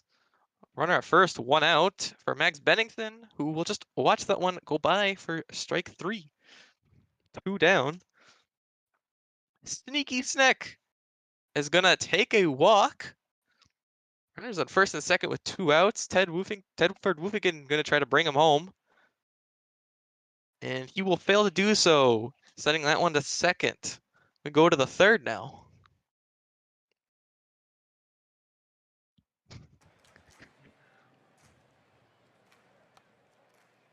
Berserker is gonna send one to short, and that'll be the first out of the inning. Ragnarok still dealing. And Ortega sending that to right. That's gonna be the second out. Zarin Pryor lines one down the third base line. He's gonna go for second. He's gonna get it. A 2-out double. Zarin Pryor, in my opinion, is going, well, other than perhaps Jacob Minion, who went undrafted and is actually inactive, which is funny. But Zarin Pryor, the guys that actually had drafted, I think Huskies is going to be the steal of the draft. He was taken in the third round by Vancouver. Look for him to actually have a pretty decent career. Huskies is a good dude. I'm very surprised he went in the third round. Yep. Although half the second round was cap penalties, so what are you going to do? It'd be like that. Evan Heath, though, has been picking it up and putting him down this inning, and Cooper Copeland will not change that. Is going second out. Chad Grumpus is going to ground out to third for the final out of this inning, and we should start to see some pitching substitutions now, since we're past 4 innings. And we do. Lead dog coming in for the Wheelers. Yeah, so Ragnarok, 4 innings, the standard spring training workload. He only gave up 2 hits. He had a really good outing. Yeah, I'm sure you like that if you're the Wheelers. I'm sure you don't like this if you're the Wheelers, though. Kent Murphy the third, driving in 2, coming in right on lead dog, is not going to be the lead dog for much longer. And that's going to go now to, again, this dude again, who I'm not even going to try to pronounce this. I don't get paid enough for that. But he's going to fly out to the warning track and left for the first out. Park Factors going to ground that one to short, and he'll be the second out. And then Jet Stargasm going to hit that one right up the middle and going to get another hit here. We go 1 on, 2 out. Newfoundland Berserker can't hold up, and he's gonna go down. That's 3 outs. But Kansas City ties it up at 2 apiece. See if the Wheelers can bounce back here. Jose 43 Senior going to lead this inning off with a strikeout. And now can Bobby Roode make it 3 homers on the day? We'll find out here. He will have to settle for a measly single, though, but he will be on with 1 out. Jack Conder, though, will take a walk as trouble might be brewing. The runners at first and second, 1 out for Max Bennington, who will also take a walk off of the new pitcher, Tony Mazzarelli. Sneaky Sneck as the catcher drops the ball, and that's going to score a run on what is probably a, oh, it actually was a pass ball. Normally they aren't pass balls. So Sneaky Snecknon has them at second and third, grounds it to short, will drive home a run, but he will be out in the process. 2 out, runner on second. Woofington gonna try and bring the man home, is gonna take the walk and pass it on to Marsh. Marsh now is going to try to loop that one into left, but he won't get it as the shortstop's over there. And that's it. But the Wheelers respond with their own 2 runs this inning to go up 4-2. think it's time to give Miss a little bit of a vocal break and get a look at the out of town scoreboard. Brought to you by the PBE merch store. Get your merch today. Chicago over California in spring training action, 3-2 in a seventh. Dallas stomping the Swifties, 7-0. Runners on first and third there in a sixth. BCB and Florida switching to the sixth inning. It is 6-0 there. That is your look at the out of town scoreboard, brought to you by the PBE's merch store. Get your merch today. Or don't. Bottom of the sixth, though, as KC didn't do anything in their half inning. Cooper Copeland's got to take a lead-off walk. And Adam Mosley is now in the game for Kansas City. But Chad Grumpus is going to erase that walk with a double play. Jose 43, hoping to make something happen in this inning. And that ground ball to first won't do it. That will be the final out of the inning as we head into the seventh now. Still a 4-2 ball game. Dustin Johnson hits one high in the air, and that'll just be a center field flyout. As Kent Murphy coming in, it stays hot and floats one down there to left field for a single. This dude is going to ground out to third, but they'll take the fielder's choice at second. And then Park Factors is going to be there as they watch him steal. Park Factors, though, grounds out to second for the final out of the inning.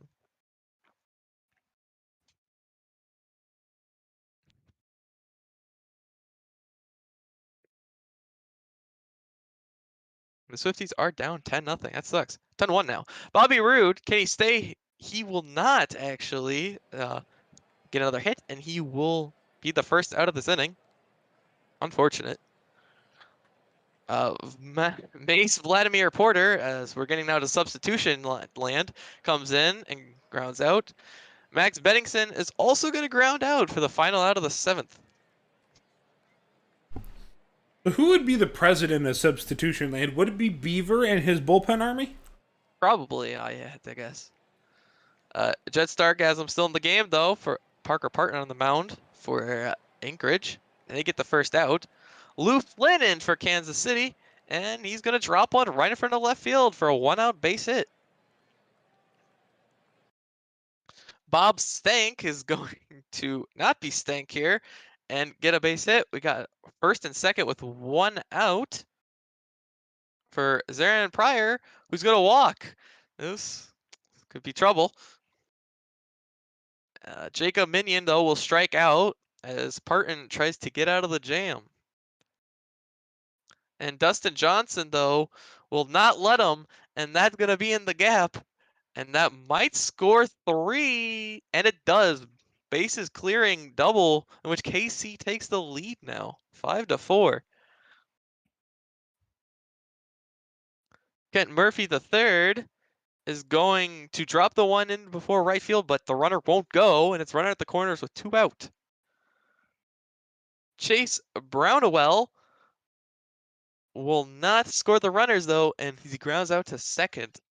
But KC does their damage, and they're now at 5-4. Big Sexy on the mound, pitching to Sneaky Snack, who's going to sneak that one on by shortstop for a base hit. Tedford Woofington is going to fly that one to the warning track and right, but no dice there. Stan Marsh going to ground that one softly to short, and they will get the out at second. So runner at first, 2 outs for Cooper Copeland, who's just gonna ground to the third, and they'll take the out at second, and that inning is over. Only 3 more outs for the Wheelers to try to win this game. Park Factors against Parker Parton, and Parton will get to the par win there. Striking out Factors. Stargasm is up, and he's going to fly out to the center fielder, 2 down. Lou Flynn trying to get some more insurance for Kansas City. Won't do so with the soft ground ball to second. And it's now up to the Wheelers to try to see if they can get a win here.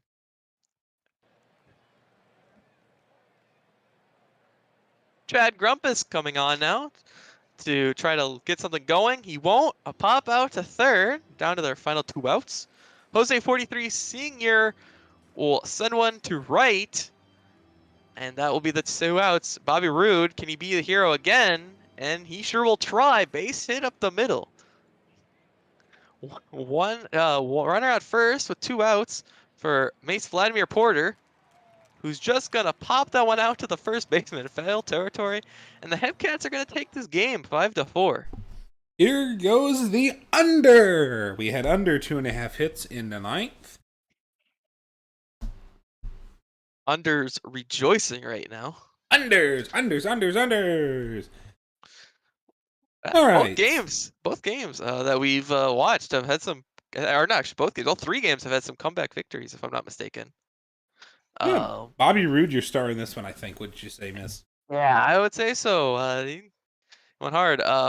Ragnarok, though, an amazing job. Only 1 hit allowed. You'll love to see that.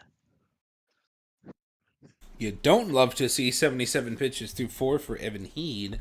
All right, miss, let's run through these box scores, shall we? Let's go. Oops. The Kingpins take down the Firehawks 3-2. I actually can't read. And the Lemurs take down the Armadillos 8-4.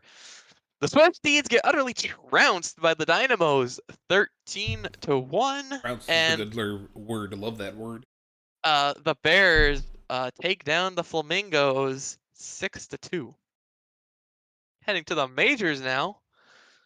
We got the Aviators taking down the Raptors. Oh my god! Oh boy, and the Makos put up 10 in the 11th. Okay, wait. How did that happen?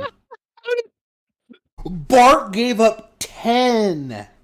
Bart What? That is an all-star last year. Oh, and Dasani pitch. That is an all-star from last year. Bark Murley getting blapped for 10 earned. You'll love What? to see it. Huh. Well, not sure that's how the Mako goes. And that's funny. 10 innings in the 11th. Wow.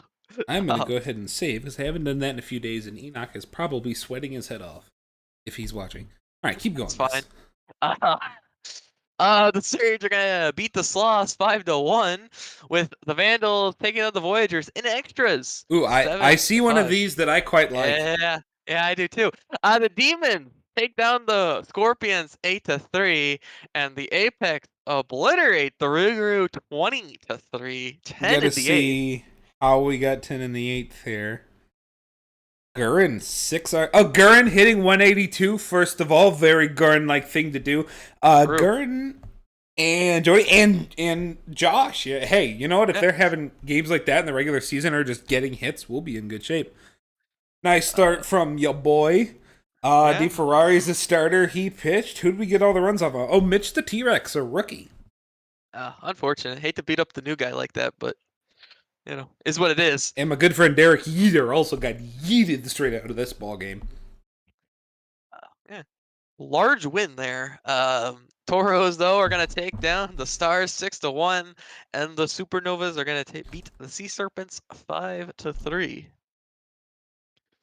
Yeesh. Eventful day.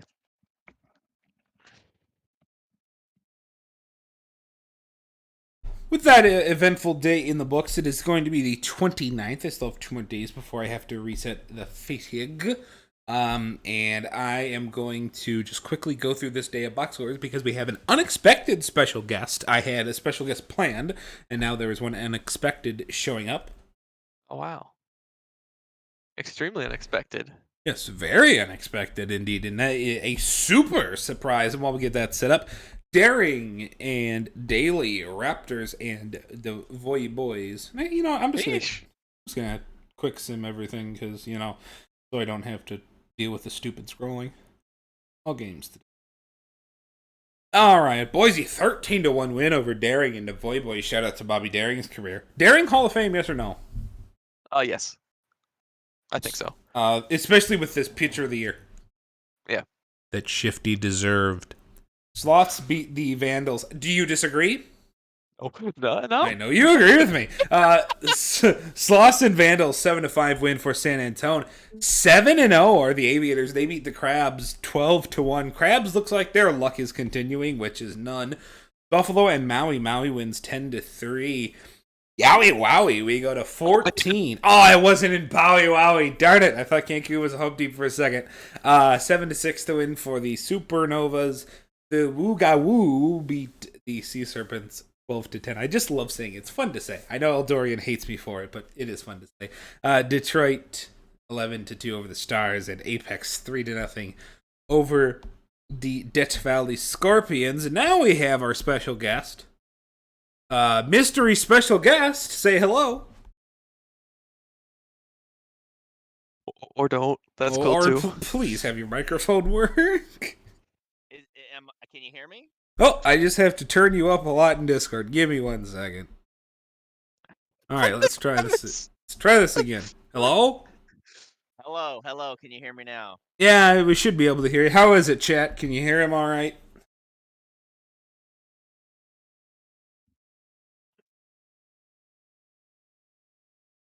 So quiet. Still quiet. I'm trying to pump up his audio. Let me turn down Miss. What? Wow! Big rejection from Michael Lumbrain. How do you feel about that one? Oh, that's fine. I know Triple B. He's not my biggest fan, so it's all right. Brainchild from the Seattle Supernovas joins us totally unexpectedly on a whim. Thank you, Brain. How you doing tonight? Good. How about yourself? Oh, I'm doing good, man. Just enjoying spring training as much as one can in the PBE. Hanging out here with my good friend Miss Obvious. We are done. Oh no, we're not done with today. We still have some minors games to go, and only for what is wrong with the schedule? Why is there only 4? Whatever. Gonna get through these real quick, and then we can talk some Sea Serpents and watch a Seattle game. Wheelers and Firehawks here. Aria versus Sportegi. Aria, who somebody just took with the number 1 overall pick in the Majors draft, and the Wheelers get the win. How about Kingpins and Dynamos? How about Dallas losing 8-4? The Hepcats and the Lemurs. Lemurs 3-0 at home. Oh, 15-1 laid it on them. Ouch. Swift Steeds and the Flamingos. 3-2 win for the Swift Steeds. So now we're all clear to move to the 30th of the month of March. Only got 5 days left, making some pretty decent time here. So, Brain, Seattle Sea Serpents GM. I think it is very interesting that we talked to Miss not that long ago, and he talked about his ideals and how he did his expansion team. And I don't think it's a secret to anybody that you guys went through the draft, but I do want to talk about something. I guess we're going to be watching Indy again. I do want to talk about something as we get into this game. The former Hepcat straight gas homie. We'll see John Barron in the Apex skin, but that's okay. Want to have Brains team up while we're talking to him. Something that I think is really interesting. I want to go through this order and talk to you about this a little bit. Santana Cruz playing shortstop for you today is a free agent signing. You've got some free agent signings in the pitching staff. Kendall Crocodile comes to mind. Perry Hodder comes to mind. I almost said Skyfish, but I'm like, no, that's the user. Who's the player? Perry Hodder comes to mind from this past off season. So you guys did a nice job building through the draft. Campbell, a lot. Those guys, straight gas homie, who's going to start in this one. Now you're leaning more toward free agency. What in your mind made you switch gears to the young free agency route? Or is this your plan all along?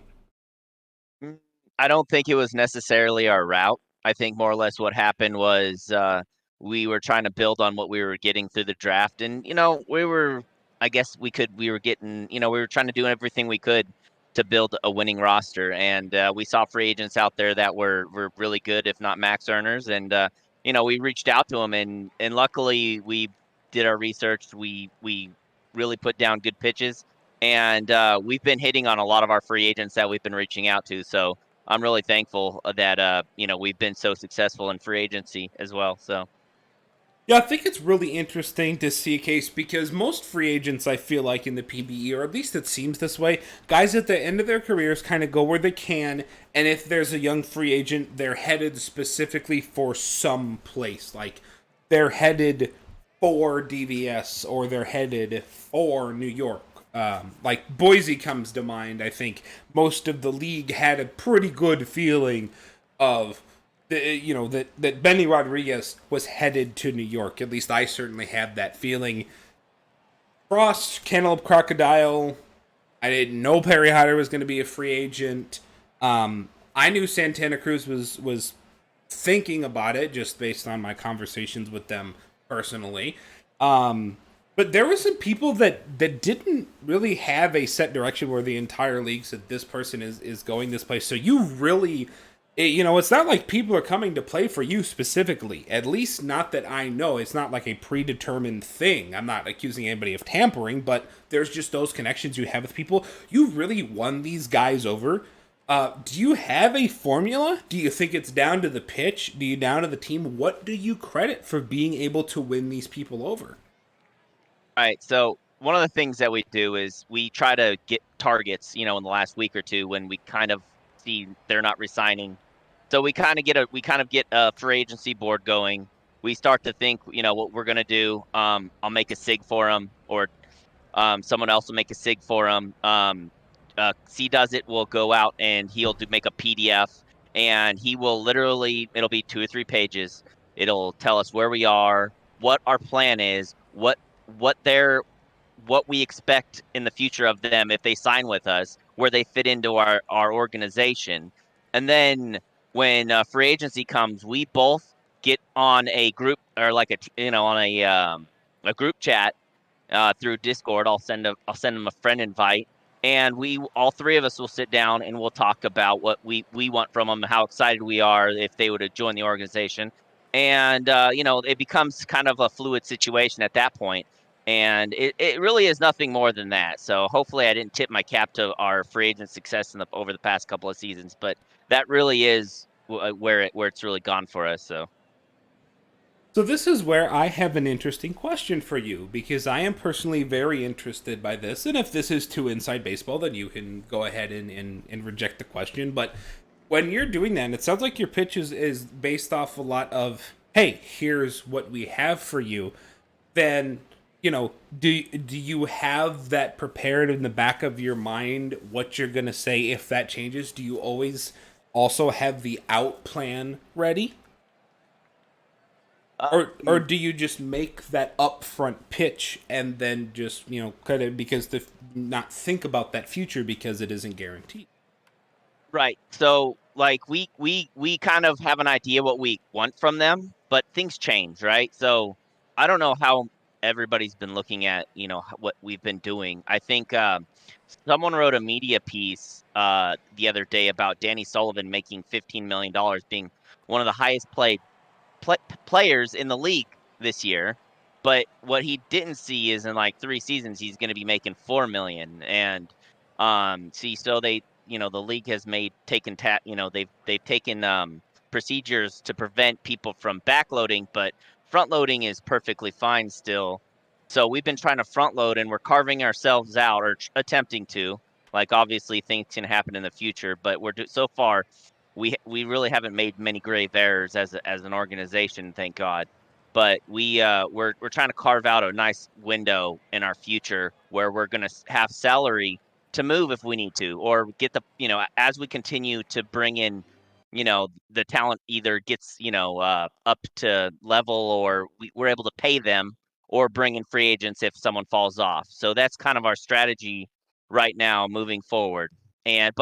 Let's talk about the Frostbite Cantaloupe Crocodile, which I think was kind of like the big surprising signing for everyone. Um, he came in, we kind of pitched us what he wanted, or what we wanted from him, and he was like, "Well, I want something a little different." And then at that time, we just kind of worked with the situation, and we hashed out the contract. And there's a couple of things in verbiage that that we didn't necessarily pitch him that he wanted, but getting someone like Cantaloupe Crocodile, that's gonna, and even with Perry Hodder, that's gonna advance us just ever so slightly up into our window that much sooner.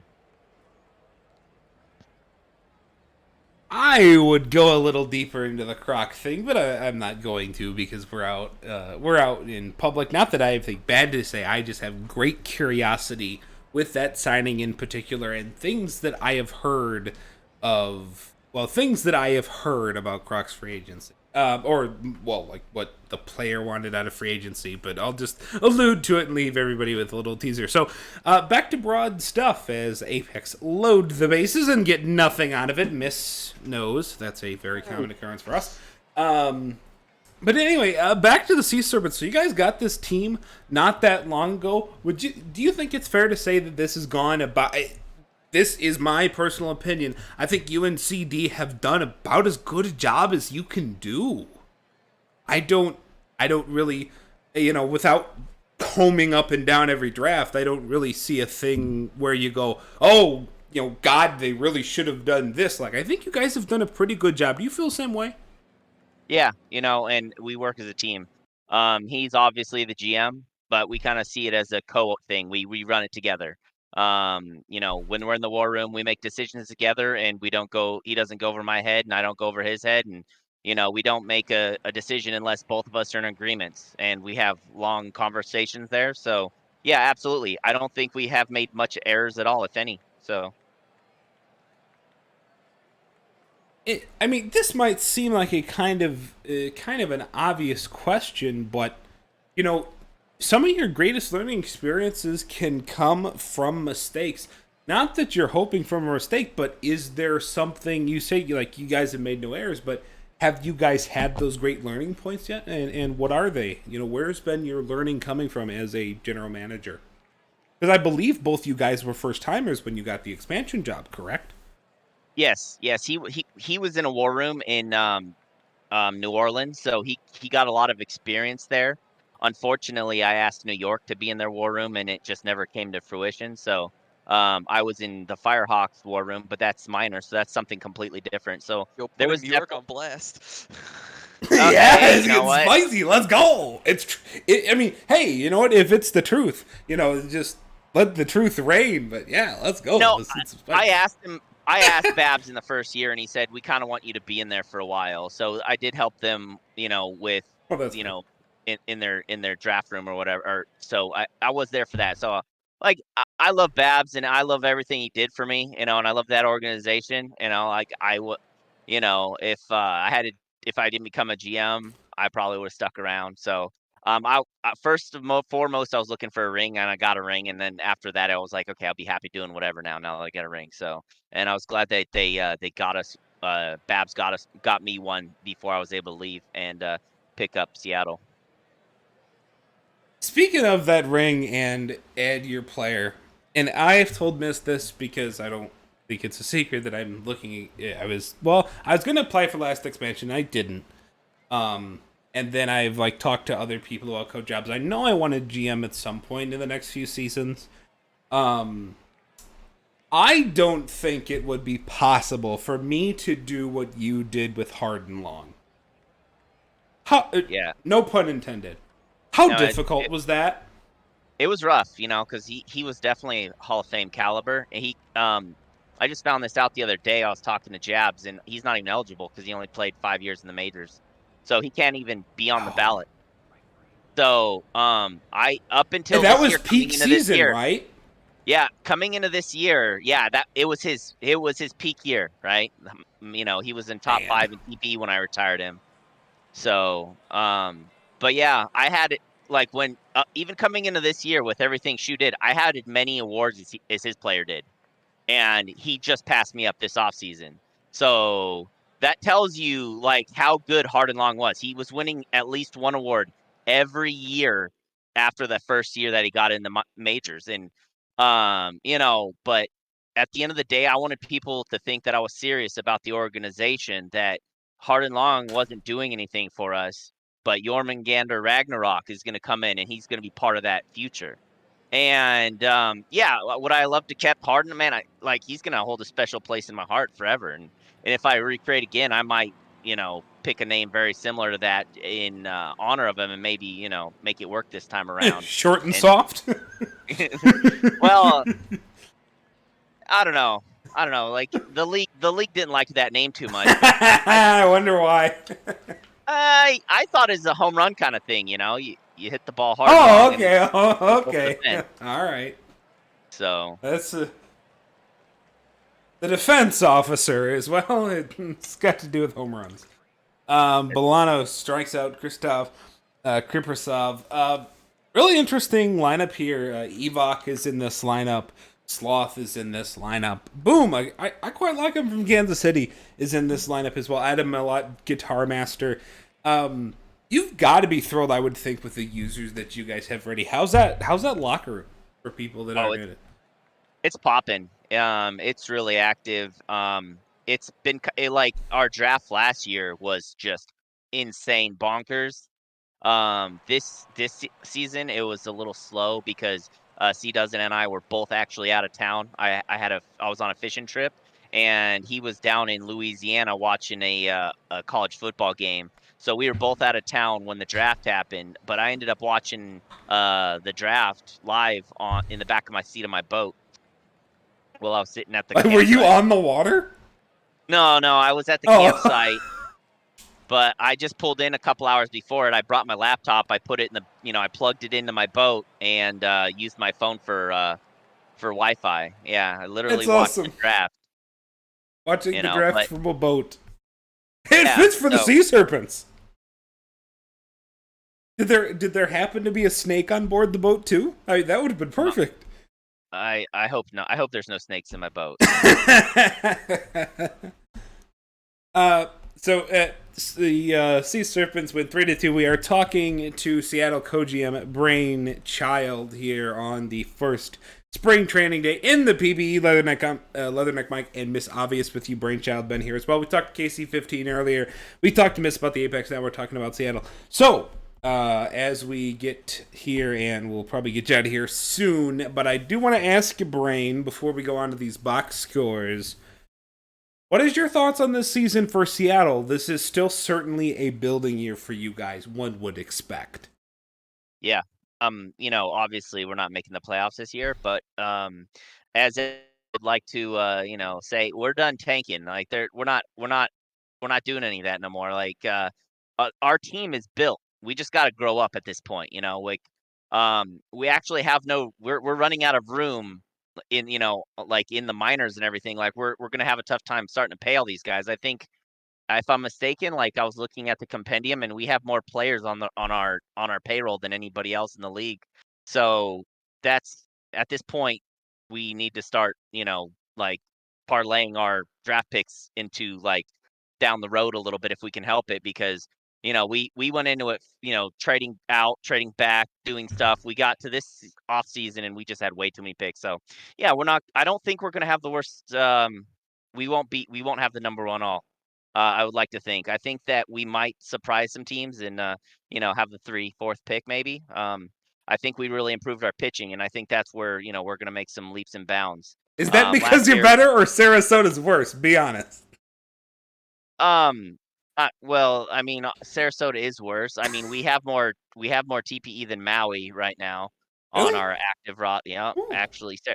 So I mean, there's a good chance you could see us, come make a couple steps, like it's going to be gradual from here on out. I would like to see, 4 or 5 wins a year, maybe even a little bit more. Because at this point, we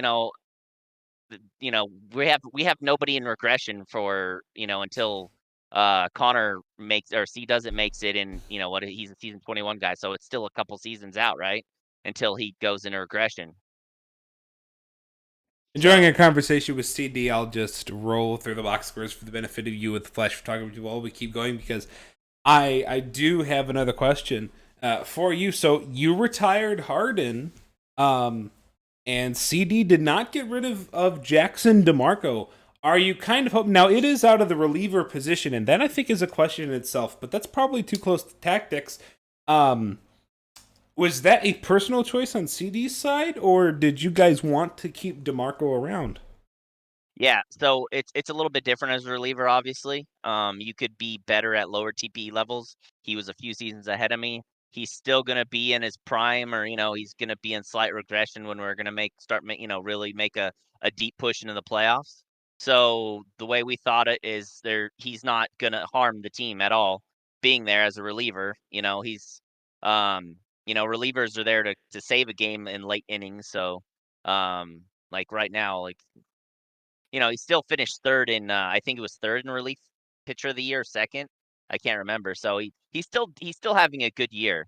With batters, I think it's a lot harder to have a good year when you're on a bad team. That's why one of the big things everybody talks about in fantasy is don't pick up a player on a bad team, even if they're a good player on a bad team. So One final question for you is, again, I'm just rolling through the box scores so we can get the days advanced here while we're enjoying a conversation with CD. CD Brain. Sorry, I just said C does it like 2 seconds ago, so I scrambled myself. If front loading wasn't in PBE or wasn't the way it is today, do you think that it is possible that you guys would have the current roster that you have? Or the future, I should say. yeah, I think we'd be pretty close to it. Because a lot of the players when they came in, they're like, you don't need to pay me this much, because they didn't understand the whole front loading tactics that we were utilizing. We're actually we're in cap penalty this year, and it's because we are really trying to maximize this team's potential for the future. But a couple of the players said, "Oh, we don't need that much." We're like, "We don't understand. It's still a minimum or close to a minimum. We're just giving you all that money up front, so down the road a ways, it's gonna be a little bit different, that you're gonna have to worry more about Hall of Fame training back then. But at that point, it'll hurt. It'll sting a little bit less because, I would like to believe that we're gonna be a playoff team. All right, Brainchild, Seattle Sea Serpents. Sea Serpents are his brainchild. He and CD. Hey, Brain, this was impromptu. Appreciate you coming on, man. No problem. I was sitting in the chat anyway. It's like, well, if I got no time, the wind blew in, so I was like, might as well say a couple words. Thank you for having me. Yeah, thanks very much. Lovely conversation with the co-GM of the Sea Serpents. Miss, are you still there? Yes, I am. We got an exciting game here. I'm sure you'll like. Yeah, I've seen it. It's a beauty. It is indeed a beauty. A couple of guys with 10 earned runs, as I will turn Miss back up. I compensated for Brain. So Nashville and Death Valley here. So DVS scores 2 in the 9th and then 10 in the 10th. But Nashville scores 12 in the 10th to win it. We had a casual 22 total run 10th inning.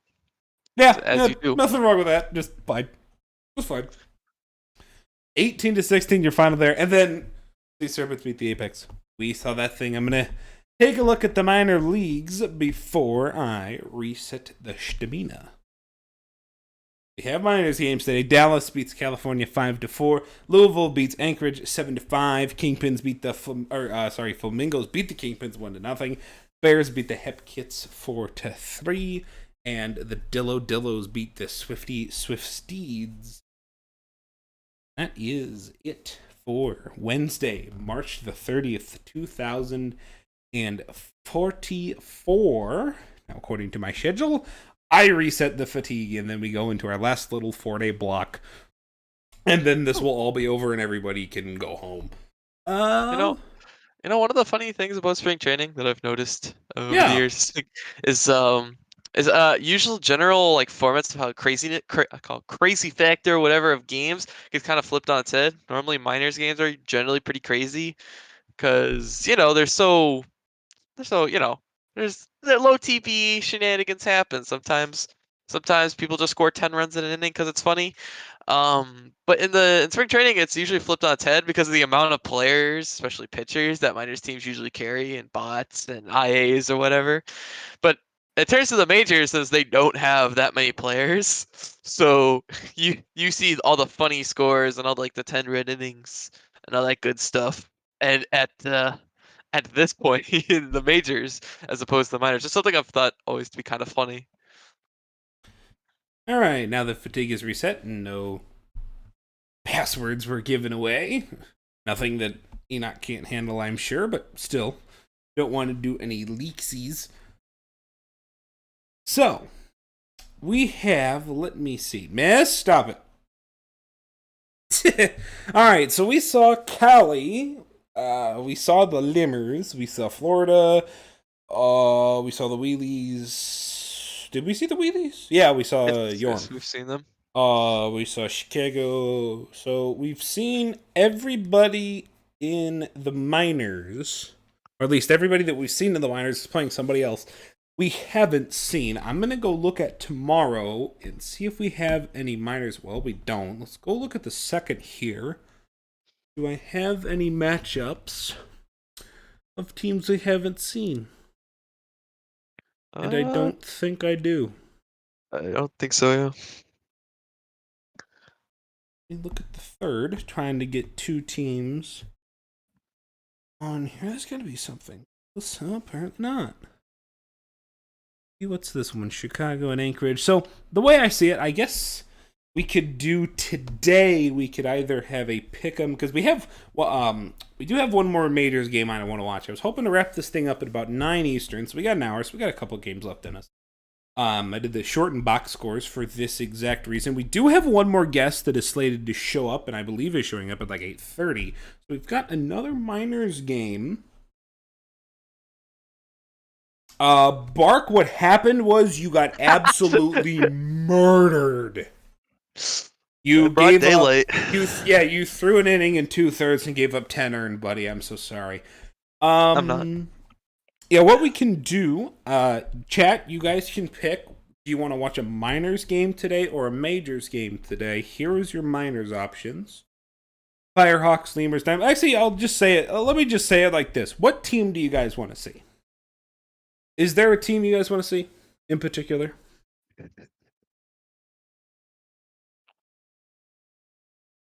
That we perhaps, at least, especially with the majors, that we haven't seen. So no Apex, no Serpents. Really just no Apex because we've already seen them twice. A vote for Boise? Hey, the Apex are the people's champion. Everyone loves to see the Apex. Well, I already saw Seattle, so I would like to avoid them if we do a majors game. Go look at Boise. The only vote that we have so far. That's not a team that's not a majors team that we have already seen. Where is Boise? Where are you? Boise and Buffalo. I think we could do that. We see plenty of park factors, Eldorian. I don't want to see the park factors again. We do have a vote. Okay, so now we have a vote for the Wooga Woo, a vote for OBX. Nashville. Who is... Nashville's playing Indy, so I don't want to do Nashville because we've already seen them. You don't want to see John Barron for the third time? No, I don't want to see John Barron. I'm thinking about Surge Boise. No, I don't want to watch Barron again.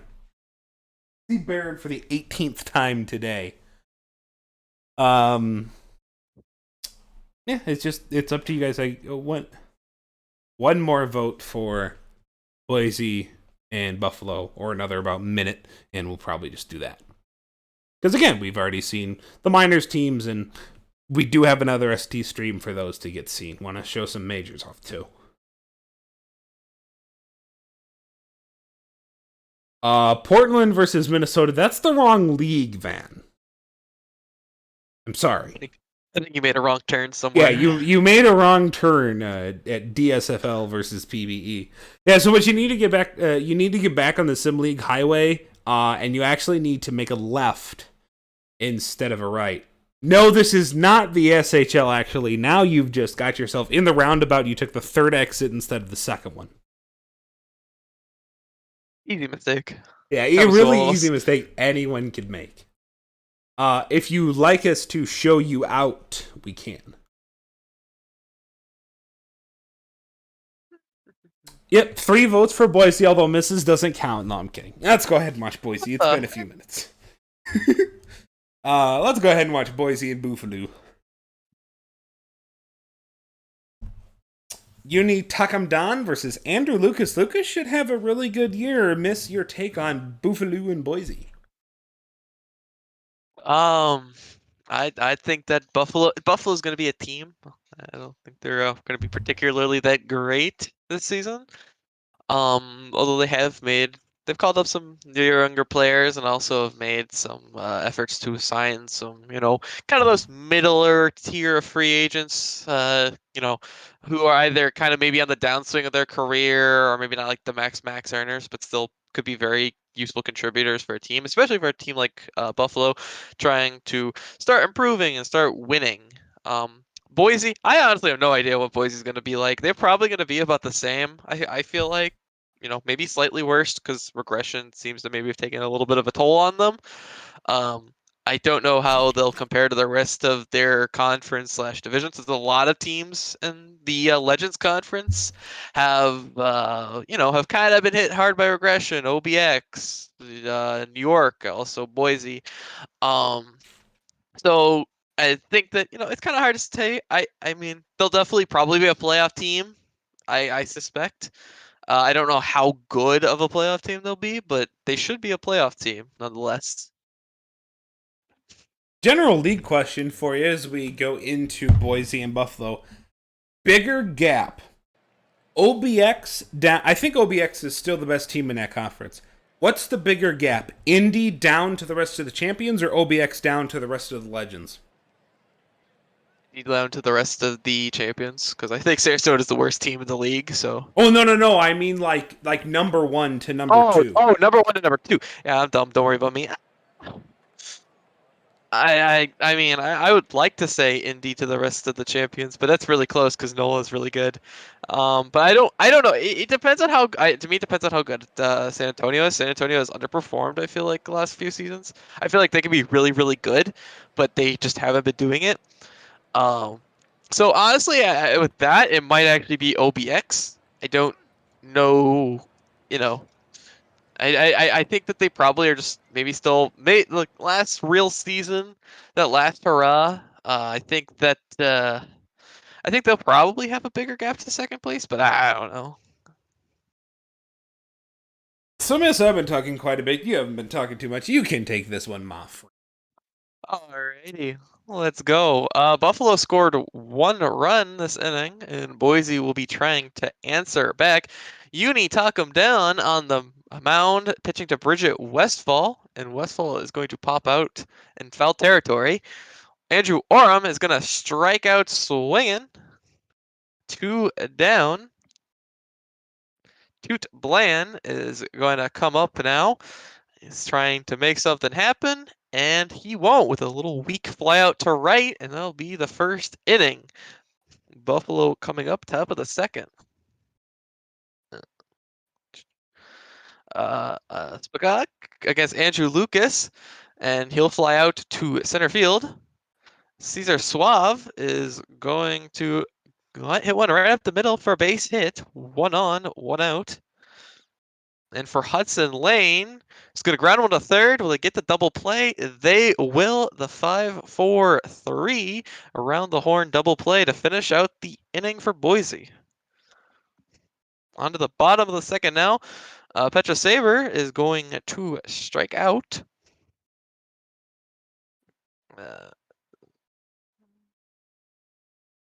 And then Johnny Pluto now coming up.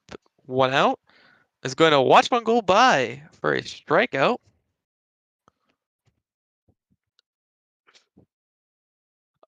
Parker Beauchamp is going to get a base hit on the first pitch that he sees.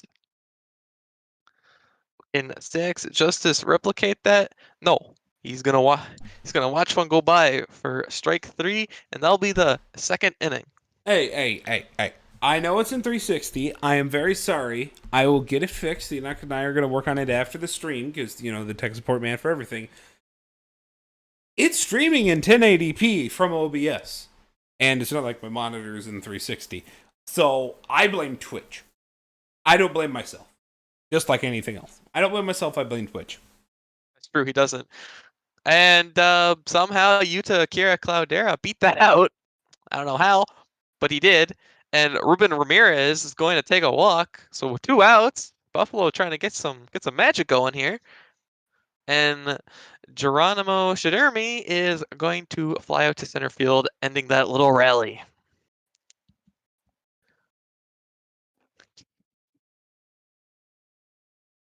Radiant Sam against Uni is going to hit one hard down the third base line and gonna get himself a leadoff double. Now Vladimir Bodnar is going to pop one out to the shortstop. That'll be the first out. Bridget Westfall grounds one to third. That'll advance the runner while also being safe. Legged that one out. Runners at the corners for Andrew Oram. Grounds one weakly to first base, who muffles it, and that's gonna score the run. You take those if you're Oram. 1-1 now. Tootbland hits one hard into left field. That's gonna probably score the runner. That will. 2-1 now, Boise's. Tootbland gets that run across. Uni trying to limit the damage here against Petra Saber, and that will not help as runners advance to second and third with still only 1 out. Saber, though, will watch the third break 3 go by. 2 outs now, and it's up to Johnny Pluto to try to get these runs home. And he won't be able to do it as he grounds out to the shortstop. But Boise does get 2 runs to take a 2-1 lead. All right, Danny Gonzalez now trying to lead off this inning, and he's going to hit one right down that first base line and go into second standing up for a leadoff double. Can they get something off of this? As it goes to Spagak, who's going to get hit. And now runners first and second with nobody out for Cesar Suave, who's going to hit one up the middle. And they won't turn a double play, just getting the out at second. So we got runners at the corners with 1 out as Hudson Lane takes a walk. Wendell Meredith now is going to come up with the bases loaded as he grounds one to second base. They don't turn the double play, and the run scores. So 2-2 now as Buffalo ties the game up. Ignacio Encarnacion is going to fly one out to right field, almost to the warning track for the final out of the inning. Buffalo, though, does tie the game up at 2 apiece as we head to the bottom of the 4th. Parker Beecham is going to ground out to first base as something happened there. First baseman just threw that one to the abyss, I guess. But that'll be an error as Beecham gets to first safely. Sax Justice will line it straight at the third baseman, though. And now Radiant's Ham will hold up, take the walk. Runners at first and second with 1 out for Vladimir Bodnar, who's going to also take a walk. Uni seems to be crumbling here. As Bridget Westfall is going to ground one to the shortstop, who's going to be able to turn the double play. And they get out of the jam. So we head to the top of the 5th now. Yudokira Cloudera comes up with a lead-off shot to right field, but it won't be enough. And that's the first out.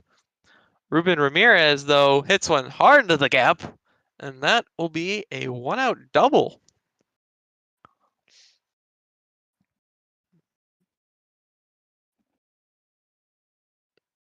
As Geronimo Shidermi comes up, takes a walk. Runners first and second with 1 out for Danny Gonzalez. Trying to get some magic happen at the bottom of the order. Lines it hard to the left field. Not where you want to hit it. As Spagak comes up and strikes out for the final out. Buffalo's not able to get anything going with the runners on base. And we'll head to the bottom of the 5th inning. Middle of the order coming up for Boise. Andrew Oram now is going to hit one hard into the right field. That's going to be a leadoff base hit. Tootblon coming up. Tootblon is going to line one straight at the third baseman for the first out. Bit of an unlucky hit there. Petra Saber, though, is going to fly one out to center field. 2 out, and it's up to Johnny Pluto to try to get this runner home, and he won't be able to do it as the second baseman makes the play quite easily.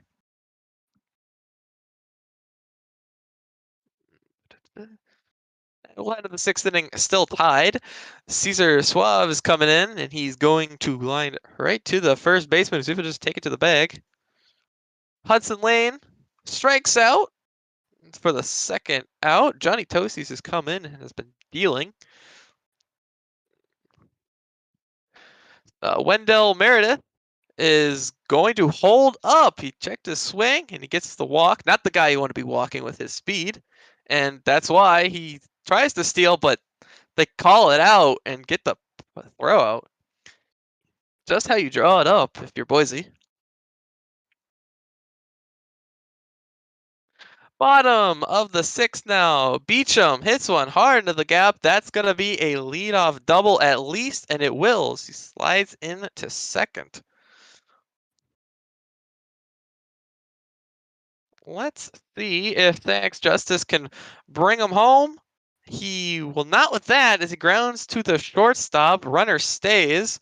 Radiance Ham is going to watch strike 3, and it's up to Vladimir Bodnar, who's going to hit one high into the outfield, but the center fielder is going to make the catch right before the wall, and Boise strands that runner at second. Ignacio Encarnacion coming up against Matthew Paul as he flies out to right field for the first out of the seventh inning. Kira Caldera going to strike out. And it's up to Ruben Ramirez in this inning to make anything happen. And Ramirez will also watch that strikeout. And so Matthew Paul comes in and mops up this inning as we head to the bottom of the seventh. And no, I'm not going to sing Take Me Out to the Ball Game. Ruthenius Ginberg in for Buffalo as Bridget Westfall gets a leadoff base hit. And now we go to Andrew Oram with 2 strikes, is going to hit that one, but pops it up to the shortstop who comes in hard to the pitcher's mound to make the play. Duplan is on the mount or at the plate, and before that, Westfall is going to actually steal second there with Duplan hitting that one really far to the warning track. The center fielder makes the play, and Westfall is going to advance to third. Saber now trying to advance this run with 2 outs, will not get it done, just grounds out to the shortstop, and we stay deadlocked at 2.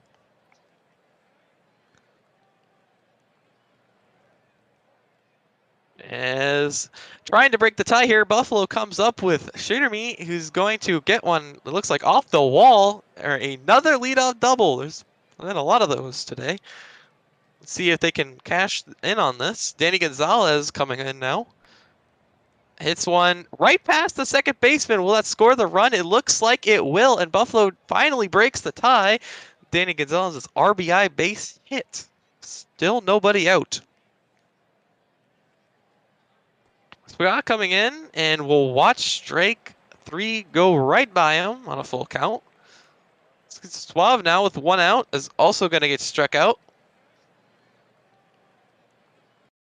Hudson Lane is going to hit one into the right field, and he's going to not drive the runner home, but they will have second and third 2 out. It's going to be all up to Wendell Meredith, their leadoff man, to hit it done, and he won't because the shortstop kind of teleported there, used the ancient magics. And that will be the end of the 8th inning, but they did take the lead. Johnny Pluto trying to get it back for Boise will fly out to the second baseman. Parker Beecham is going to hit one high and hard. I don't think that'll be enough, and it won't. Right fielder makes the play on the warning track. Sex Justice now hits one right up the middle. A little bit of life here for Boise in the bottom of the 8th with 2 outs. Can Radiance Ham build on that? Radiance Ham is going to take the 4-pitch walk, and now Vladimir Bodnar with runners at first and second with 2 outs. And he will hit one hard, but the center fielder Yuta Kira Caldera is going to make an amazing play out there to save possibly 2 runs, and Buffalo will still have the lead. Matthew Paul still on the mound, and Encarnacion is going to get a base hit, shooting it into left field there, getting some insurance runs, looking for Boise, as Caldera sends one into right. The runner will go to third at the corners now with nobody out. Ramirez looking to blow this game open. He won't, but he will hit that ball far enough that the runner will score, getting an insurance run 4-2.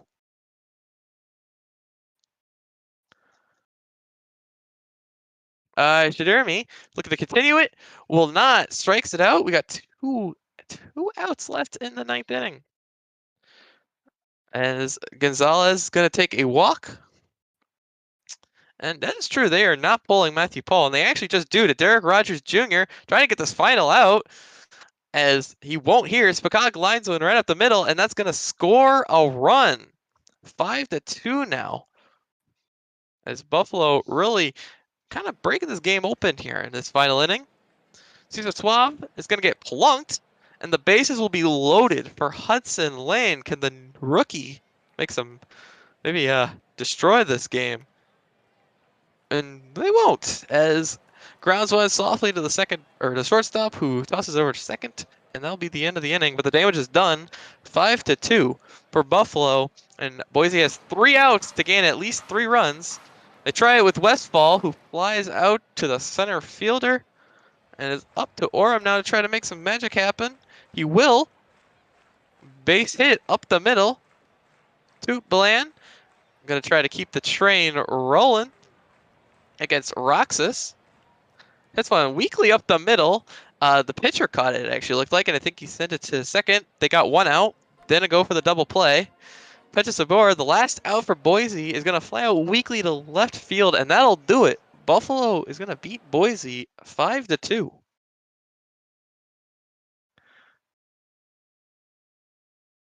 It was a close game up until the 9th inning there, or Buffalo kind of pulled away. But kind of, that was a ho-hum kind of a game. If you could scroll down, that'd be great. It seems that Mike has gone AWOL. So Nope, I'm here. Oh, okay. Don't worry. Man. I was just getting ready to do an impromptu singing of "Take Me Out to the Ball Game." Hate to see it. Sure you were. Had to fill out the time somehow. Sure you were. Look, All right. For the majors, it doesn't seem like anything totally crazy has happened.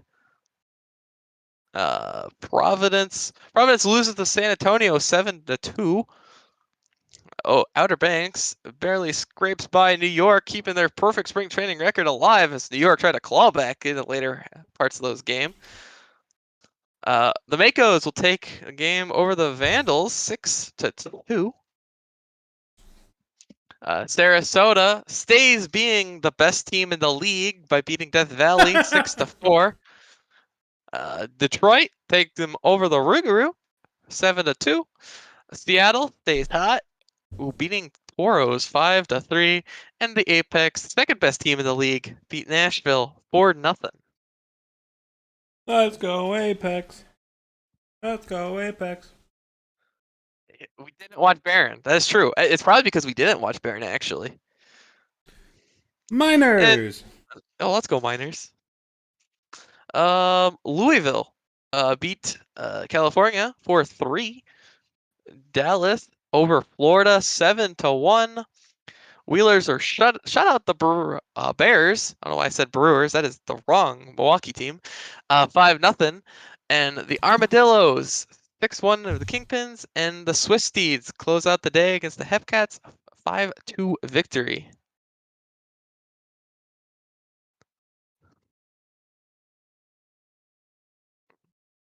All right, so time to bring in the evening's final special guest.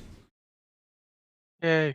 Moved him in, And as we get into the last few days of the evening, going to do a couple of quick sims while we bring in this fella right here. Is it safe to say probable GM Hall of Famer at this point? Mr. Phillies fan, the general manager of the New Orleans Rougarous. Hello! Hello, thanks for having me. How are you tonight, Phillies? Brother, by the way. Well, what? Wait, The what'd you better say, brother. Miss? The better brother, by the Oh, way. yes, the better brother. Yes. Uh, the major brother too, you could say. True. Yeah. But no, I'm doing good. How are you guys? Oh, just fantastic. Doing good, getting things wrapped up here. We'll watch NOLA on the final day. Methinks, which will be it'll be technically the 4th is actually the last day. That's an off day, so we have the 1st, the 2nd, the 3rd to go. So I'm gonna have you hang out with me for a second while I fly through some box scores here so we can get you all set and ready to go. Voyagers trying to turn their spring around. They beat Maui 13-5. Surge 7-3. They beat Providence 8-4. OBX undefeated in the spring. They win 5-4. Vandals and the Raptors 5-2 there. The Rougarous get some wins just as we see Mr. Phillies fan jump in with us. They beat Death Valley 12-10. Apex win 9-4 over the Toros. Detroit 8-2 over Seattle. Nashville 8-2 over Sarasota. Werewolf home runs, sweet. No games in the minors today. We will also be quick simming the April the 2nd. I'm going to make sure that there is a NOLA game against somebody we haven't seen yet on the 3rd.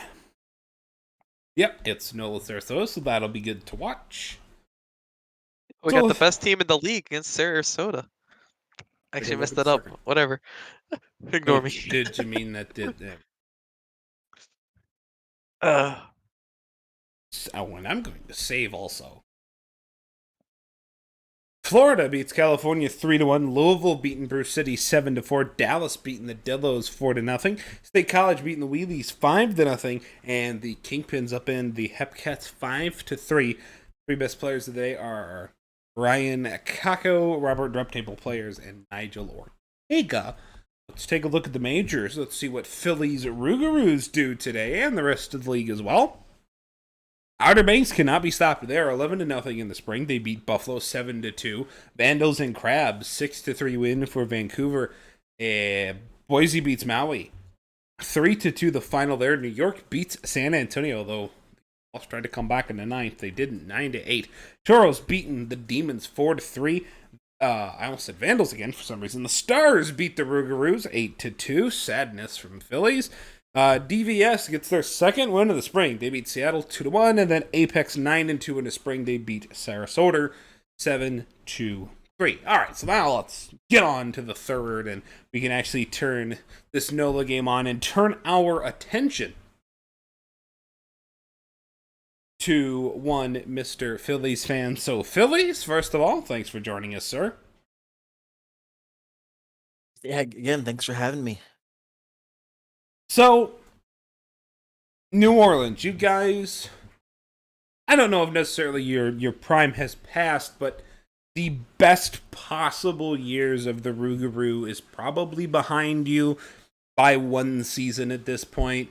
How did you guys feel about your peak? Yeah, so I believe we kind of calculated out that in theory, our like peak season would have been 2 seasons ago, S26.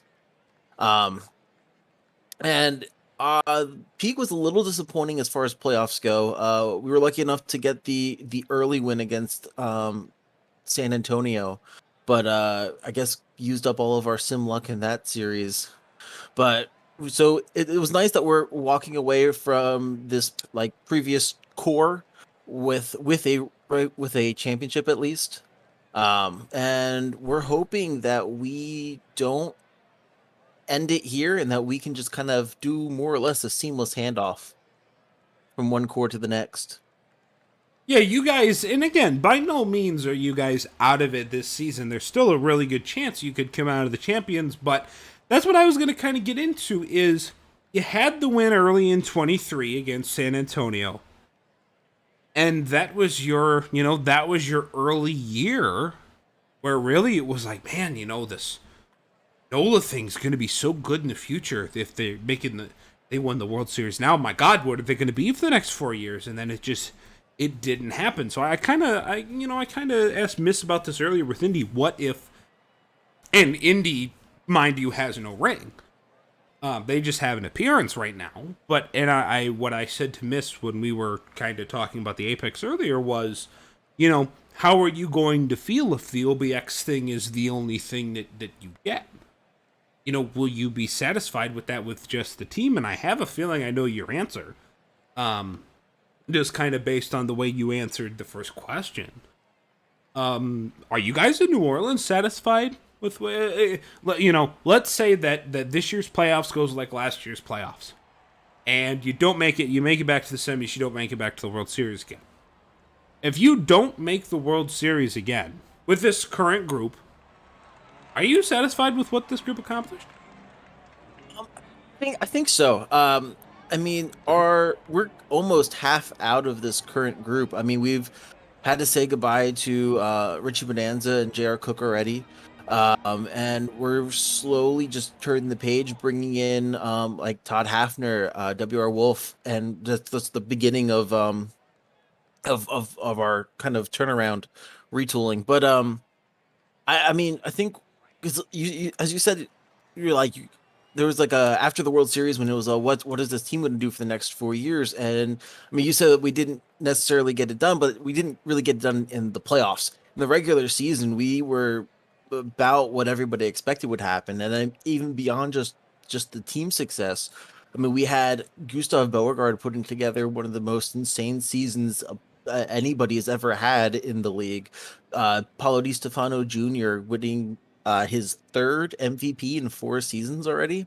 Naz Hamed putting together the greatest half season anybody's ever seen in the league. Like we've had a lot of success. It just hasn't been in the postseason. Yeah, and that's that was kind of going through my head. It's like is New Orleans going to say they're satisfied because they have, and this is a weird thing to say, only one ring. Yet during that, I think of New Orleans like I think, and seriously like I think of the Chicago Cubs. They had 2016 where you're like, this is even earlier than I expected. This Cubs team is going to be so ridiculously good. Now I think Nola had regular seasons, postseasons, whatever, better than the Cubs ever had after 16. But it's like, look at this young team. They're going to be so good in the future. And then you never get back to that point you had earlier in your run, even with Paulo Di Stefano having, I mean, he wins another MVP. Is like, again, Julian O'Sullivan exists and Stan Antonio exists, but is it the greatest career ever? I mean, I think there's might be some thought to that in this current era versus the O'Sullivan era. But regardless, so this year, NOLA. Do you assume that you guys are not the lead dog in the fight anymore? I think it depends on which fight. If you're talking the Champions West, I think we still have one more season of just coasting through taking that division. Yeah, oh yeah. Yeah, but so if we don't make the playoffs at all, this will be a very disappointing season. But I don't think there's a way you don't. Yeah, but I mean, I don't know. Indy, Nashville, they've been even Detroit, but they've been a step behind us for so long, and we're starting to slowly take a little bit of a step back. And so it's I mean, even last season we didn't have the best record in the division. I think we had the third, or in the conference. I think we had we were tied for second with Nashville. And that's probably, I mean, I'd probably say we're probably going to end up second or third. But I mean, I think we'll be able to keep pace with them just as well. But I mean, at the same time, our division's getting easier or getting harder. While I mean, you have Sarasota in the other division now. That more or less an easy win there. But I mean, you also have Detroit and Nashville and Indy all playing against themselves at the same time. So Yeah, but I think it is fair to say your division that is occupied by Cancun and Seattle and DVS is going to get really hard in the next couple of years. And I do want to ask the question. So you talk about turning it around. That next Rougarou group, you kind of mentioned turning around to the next core. Do you think you have a spot for the next core? Because if you think about it in a traditional baseball sense, right, the way that outside of the DVS thing and the San Antonio thing for a little bit, even though they did do a bit of a retool, if you think outside of the teams that have just been consistently good for whatever reason, you would think in the roller coaster that you guys would be reasonably far down, if not all the way far down your roller coaster, by time Seattle and Cancun and DVS are at the top of theirs. Basically, I don't know you could be as bad as Sarasota, but like it'll pretty much be the exact like the West right now is pretty much the perfect inverse of the East, and that will flip. There's a chance that the West flips from what it is right now to something like the Champions East, except you guys are on the bottom.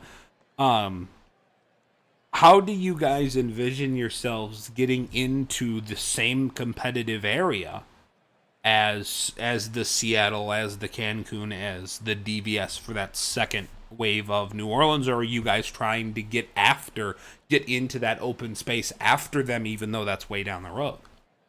I mean, we're definitely trying to keep it going. We've got our pitching staff is as a whole younger than our bats. I mean, our top two pitchers in Nakamura and McDougal are just hit their first season of regression, so we still got a little ways with them. As far as the bat, or then after that it goes to Mazeroski, who's S28, I believe, and then it's DeFerrari, who I don't off the top of my head, I think he's just Musha's 25.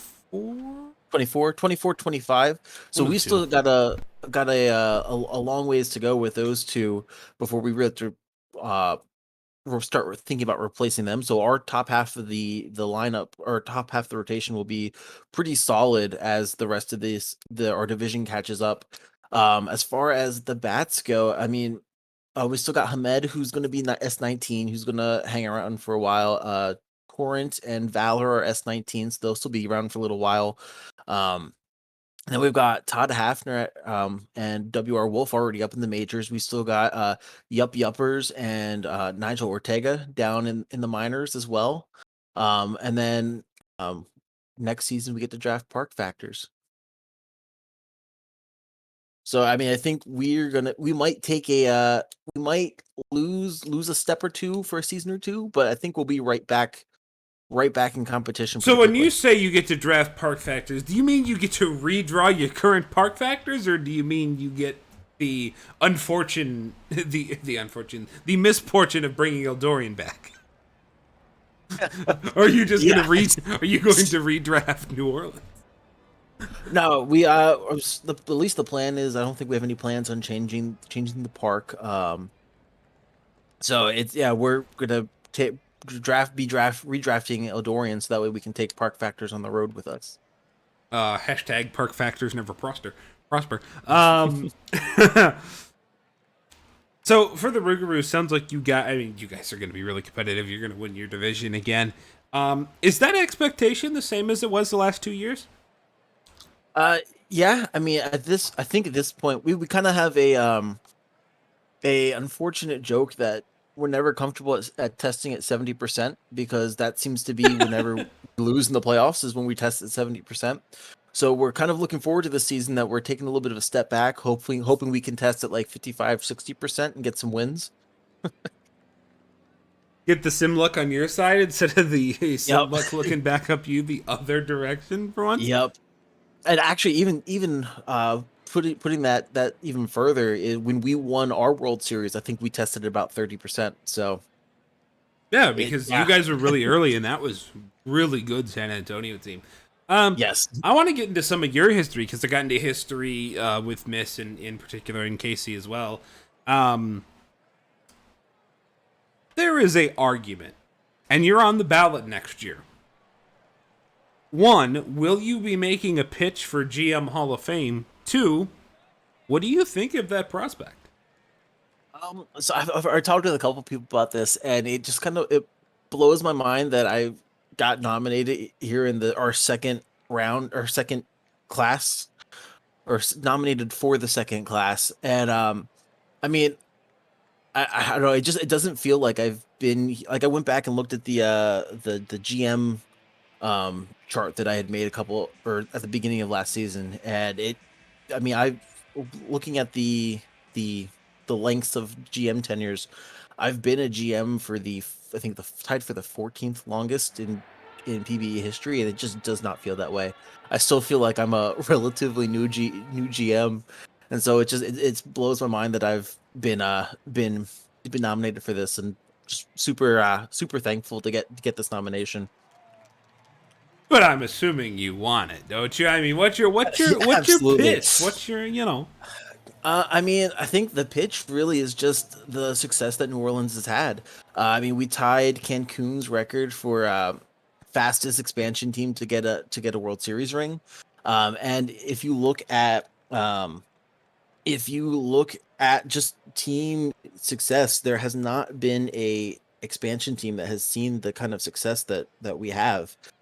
I think I still have the I have the And you list got a winning somewhere. season faster. Miss gonna bring out the competitor in him here in a minute. Actually, I'm sorry. What is the Miss said? Would you say, Miss? Indy got a winning season faster than Nola. That's fair. That is fair. Where's the? I had that. So if you look at teams that have had, here it is. Teams that have won. We've been chasing an 80 win season too over the last couple seasons. We've been testing at it. We've been really trying to push for it, but I think it was before last season, so not counting this past season. No expansion team, or only two expansion teams had ever had a 70 win season. That's changed this season because I think Indy got it. Yep. But it was Cancun at 72, and then New Orleans had two 75 win seasons and a 77 win season. And just up until Indy joined us this past season, I mean, we'd already put 3 seasons with higher win totals than any other expansion team. Which is incredibly impressive. Talk about kind of how you built the Rougarous, and I'm curious to see if you're going to try and do the same thing. It kind of looks like you are. And you can totally correct me if I'm wrong on this, because I was not nearly involved in the league when NOLA was getting built as I am right now. But as far as I'm concerned, NOLA is a pretty reasonably in-house build. Yes. Like Yeah, Indy, for example. Indy has me from Cancun, Mitch and Gurin from well, I was going to say Kashima, but now Maui. Kashima at the time, now Maui. Eagle Eyes and Parmley now from San Antonio. That is its own skill, trading for the right guys. But you guys have been a very in-house build. Is it just been that you're in not to be imposing brag upon you, or bait you into it or whatever? Is it just that your in-house has been so good that you haven't needed to look outside the organization? Or is it just happened that way? Or is it this just, look, I want, or you and Eldorian, look, we want to build through that. This is how we're doing this. So I mean, it started off with me and KC, and KC was here for the first four seasons. 3 or 4? Yeah, I think the first 4 seasons. If you don't, well, 5 if you count S17, which we had players, we just didn't have a team. And we really put a focus on drafting and trying to draft players who understood that we're going to be bad for a couple seasons, and that we're not trying to trade into a championship, not trying to chase a championship, so to say, at least not before we're ready. And we wanted to really build up a core and get a core of players that really believed in that. And I thought we did that really well. And I mean, a lot of our players would love to come back in their second career. I mean, I think at least most of them will go wherever they go. I mean, that's up to them, but I mean, all of them have seemed to have enjoyed being here. But and then we were lucky enough to also make a couple key trades. Um, Christopher Brew wasn't someone we drafted, but he's never played a game outside in the majors, outside of New Orleans. And so Hey, it's we like kind of me count with him Indy. as a homegrown. Yeah. Yeah. So we kind of count him as a homegrown, although even though we didn't draft him. But then trading for like Naz Hamed or just a couple, we were able to draft well enough that our we were able to draft enough key pieces that we were able to just trade or sign free agents to fill in the couple holes. Like bring in Johnny, bring in Ed Barker to close off the bullpen, Jose 43, Buster Nutt in our first season in the playoffs.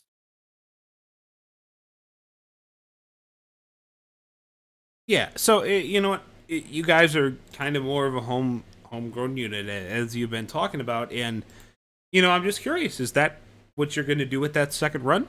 Are you going to try and bring the old gang back in addition to like the Hafner? I mean, you are Wolf, but like you've got Hafner and Wolf already. Are you going to try and keep doing the homegrown thing, or maybe is this the run where you head for the FAs? I think it's going to be a little of both.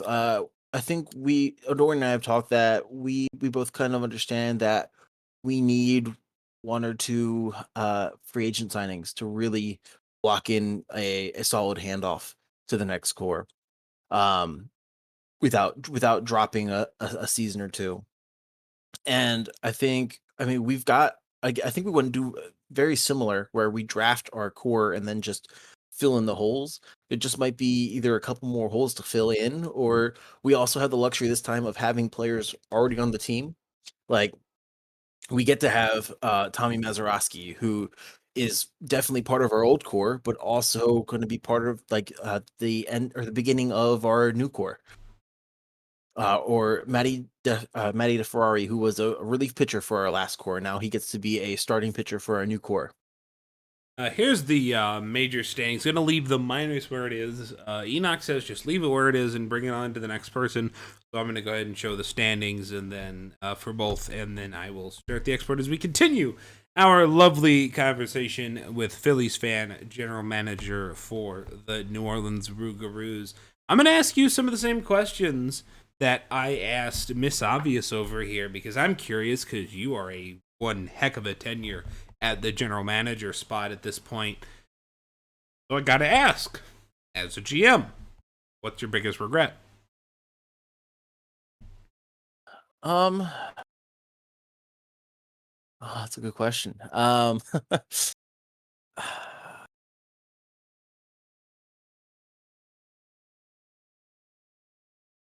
I mean, maybe just a couple specific draft picks, maybe a couple trades that didn't necessarily quite go our way.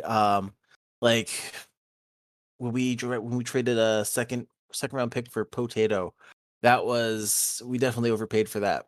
Um, as I mean, I guess another regret would always be if somebody doesn't get playing time in the playoffs. I mean, there's to an extent, there's not too much we can do about that. Um, I mean, because the Sim's going to use whoever the Sim wants to use.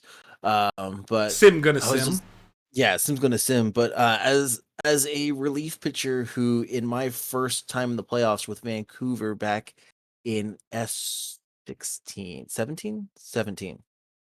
S17. Um, I didn't. We went 2 rounds, lost in the semis because it was Vancouver, and then and then my pitcher just didn't see any playing time in the bullpen, And I mean, I was happy for the team that we got that far. It was cool to be in the playoffs, but it was almost a little disappointing that I just didn't get to try to help my team. And so it always just kind of because especially because I know how that feels. I always just feel bad when somebody is getting into the playoffs, especially if it's or especially if we go 2 rounds. If you go 1 round, it's even less. I mean, Sim's going to sim, like we said, and it's less likely that. So then, what's your opinion on guys like Van who are begging not to come in?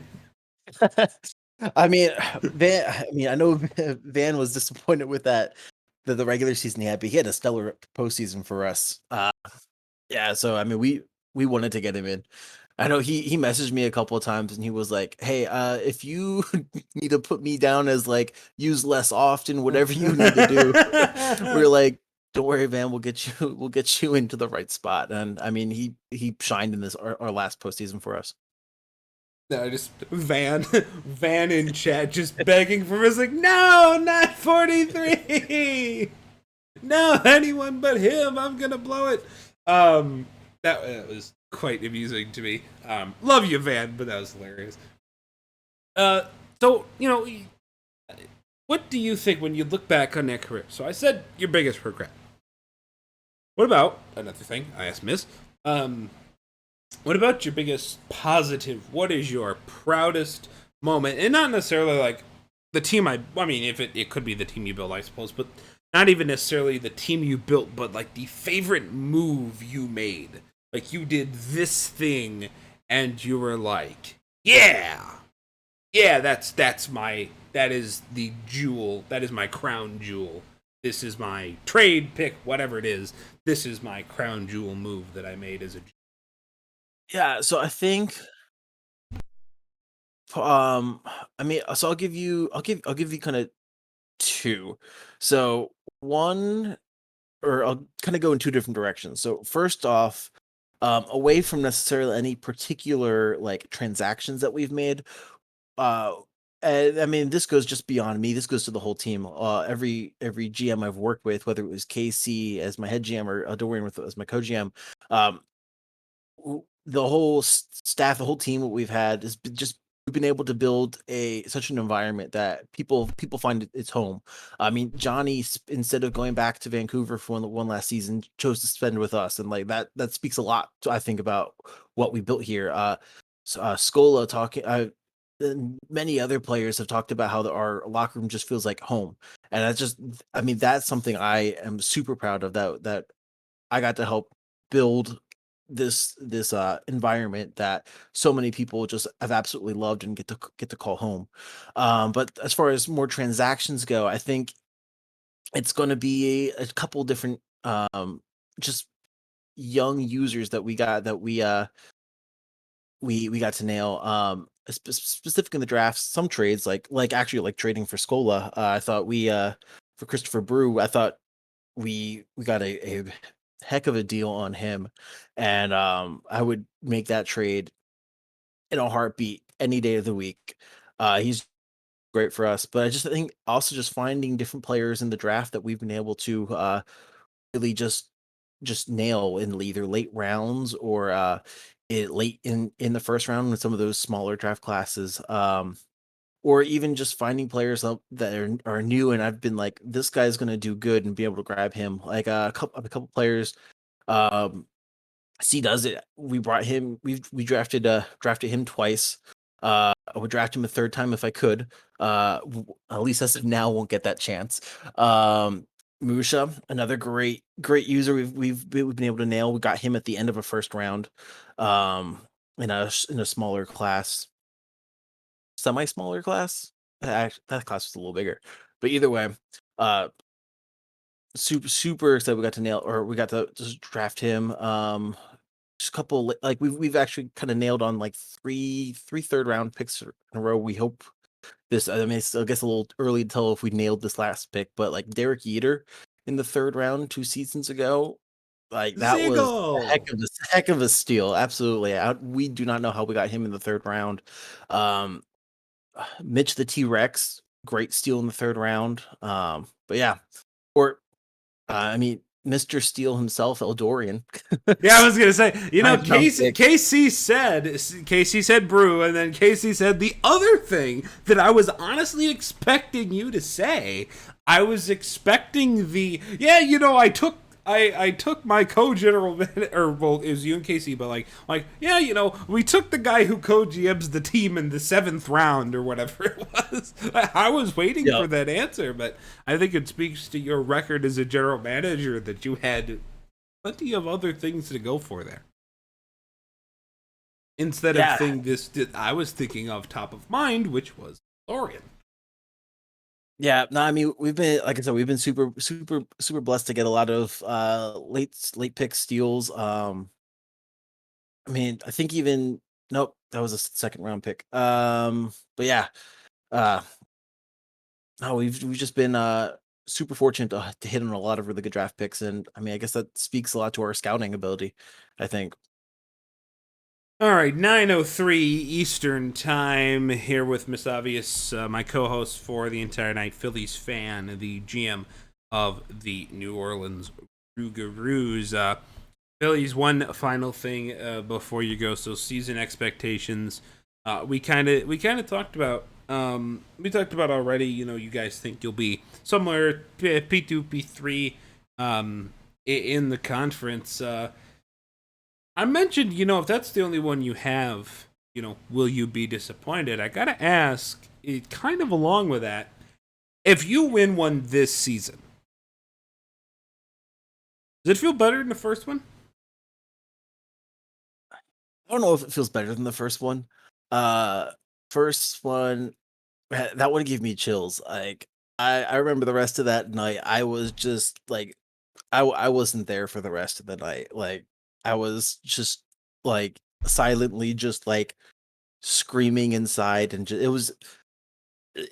was just awesome. I just don't think that same reaction is going to come from the second one. Although if we can get one more specifically this season before our next core comes in, it's just that I think was really. I mean, one will be the first expansion team to win two championships, and so that will be awesome. We've been chasing that goal for a couple seasons. And second, we've it would just, I think, really make official that we had a dynasty. It's always hard to call call a dynasty when there's only one championship. So having that second championship and really just kind of penning in, yes, the Rougarou dynasty, that would also just mean so much to us. Phillies fan 96. Thank you so much. Yeah, thanks for having me. That was Phillies fan. All right, folks. Well, this stream is done. You can see we're sitting on the export screen. I am going to go update the Inn of Decks right now. And the Bears lost every game, Jabs. Every single one by 500 runs. It was insane. You had to be there.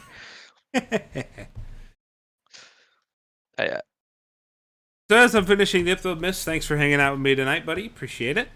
Yes, sir. We usually wind up hanging out these 3 hours anyway in Kansas City Hipcats voice chat or Apex voice chat if Sorry and Miss aren't around, or Sorry and Enoch aren't around. So, might as well hang out on stream for once. Miners contraction, but you know what, Jabs? You don't, Hey, don't be tempting fate. I'm just saying. Don't be saying that, Jabs. Don't speak that into existence. You might not want to say that too loud. Anyway, Miss, thanks for joining me, my friend. Yes, contract only the Bears. You're not gonna agree. Looks like the index is updated. But anyway, hope you all enjoyed the stream. I am so sorry about the issues at the beginning and the 360p quality. Literally have no idea why. It says it's the base quality's in 1080, so I don't really get it. Hopefully tonight I can figure it out, so whatever my next stream is, if there's a next one, so I'm just gonna say thank you all for tuning in, the 30 of you that are still here, and have a good evening. Bye bye. Go Hepcats!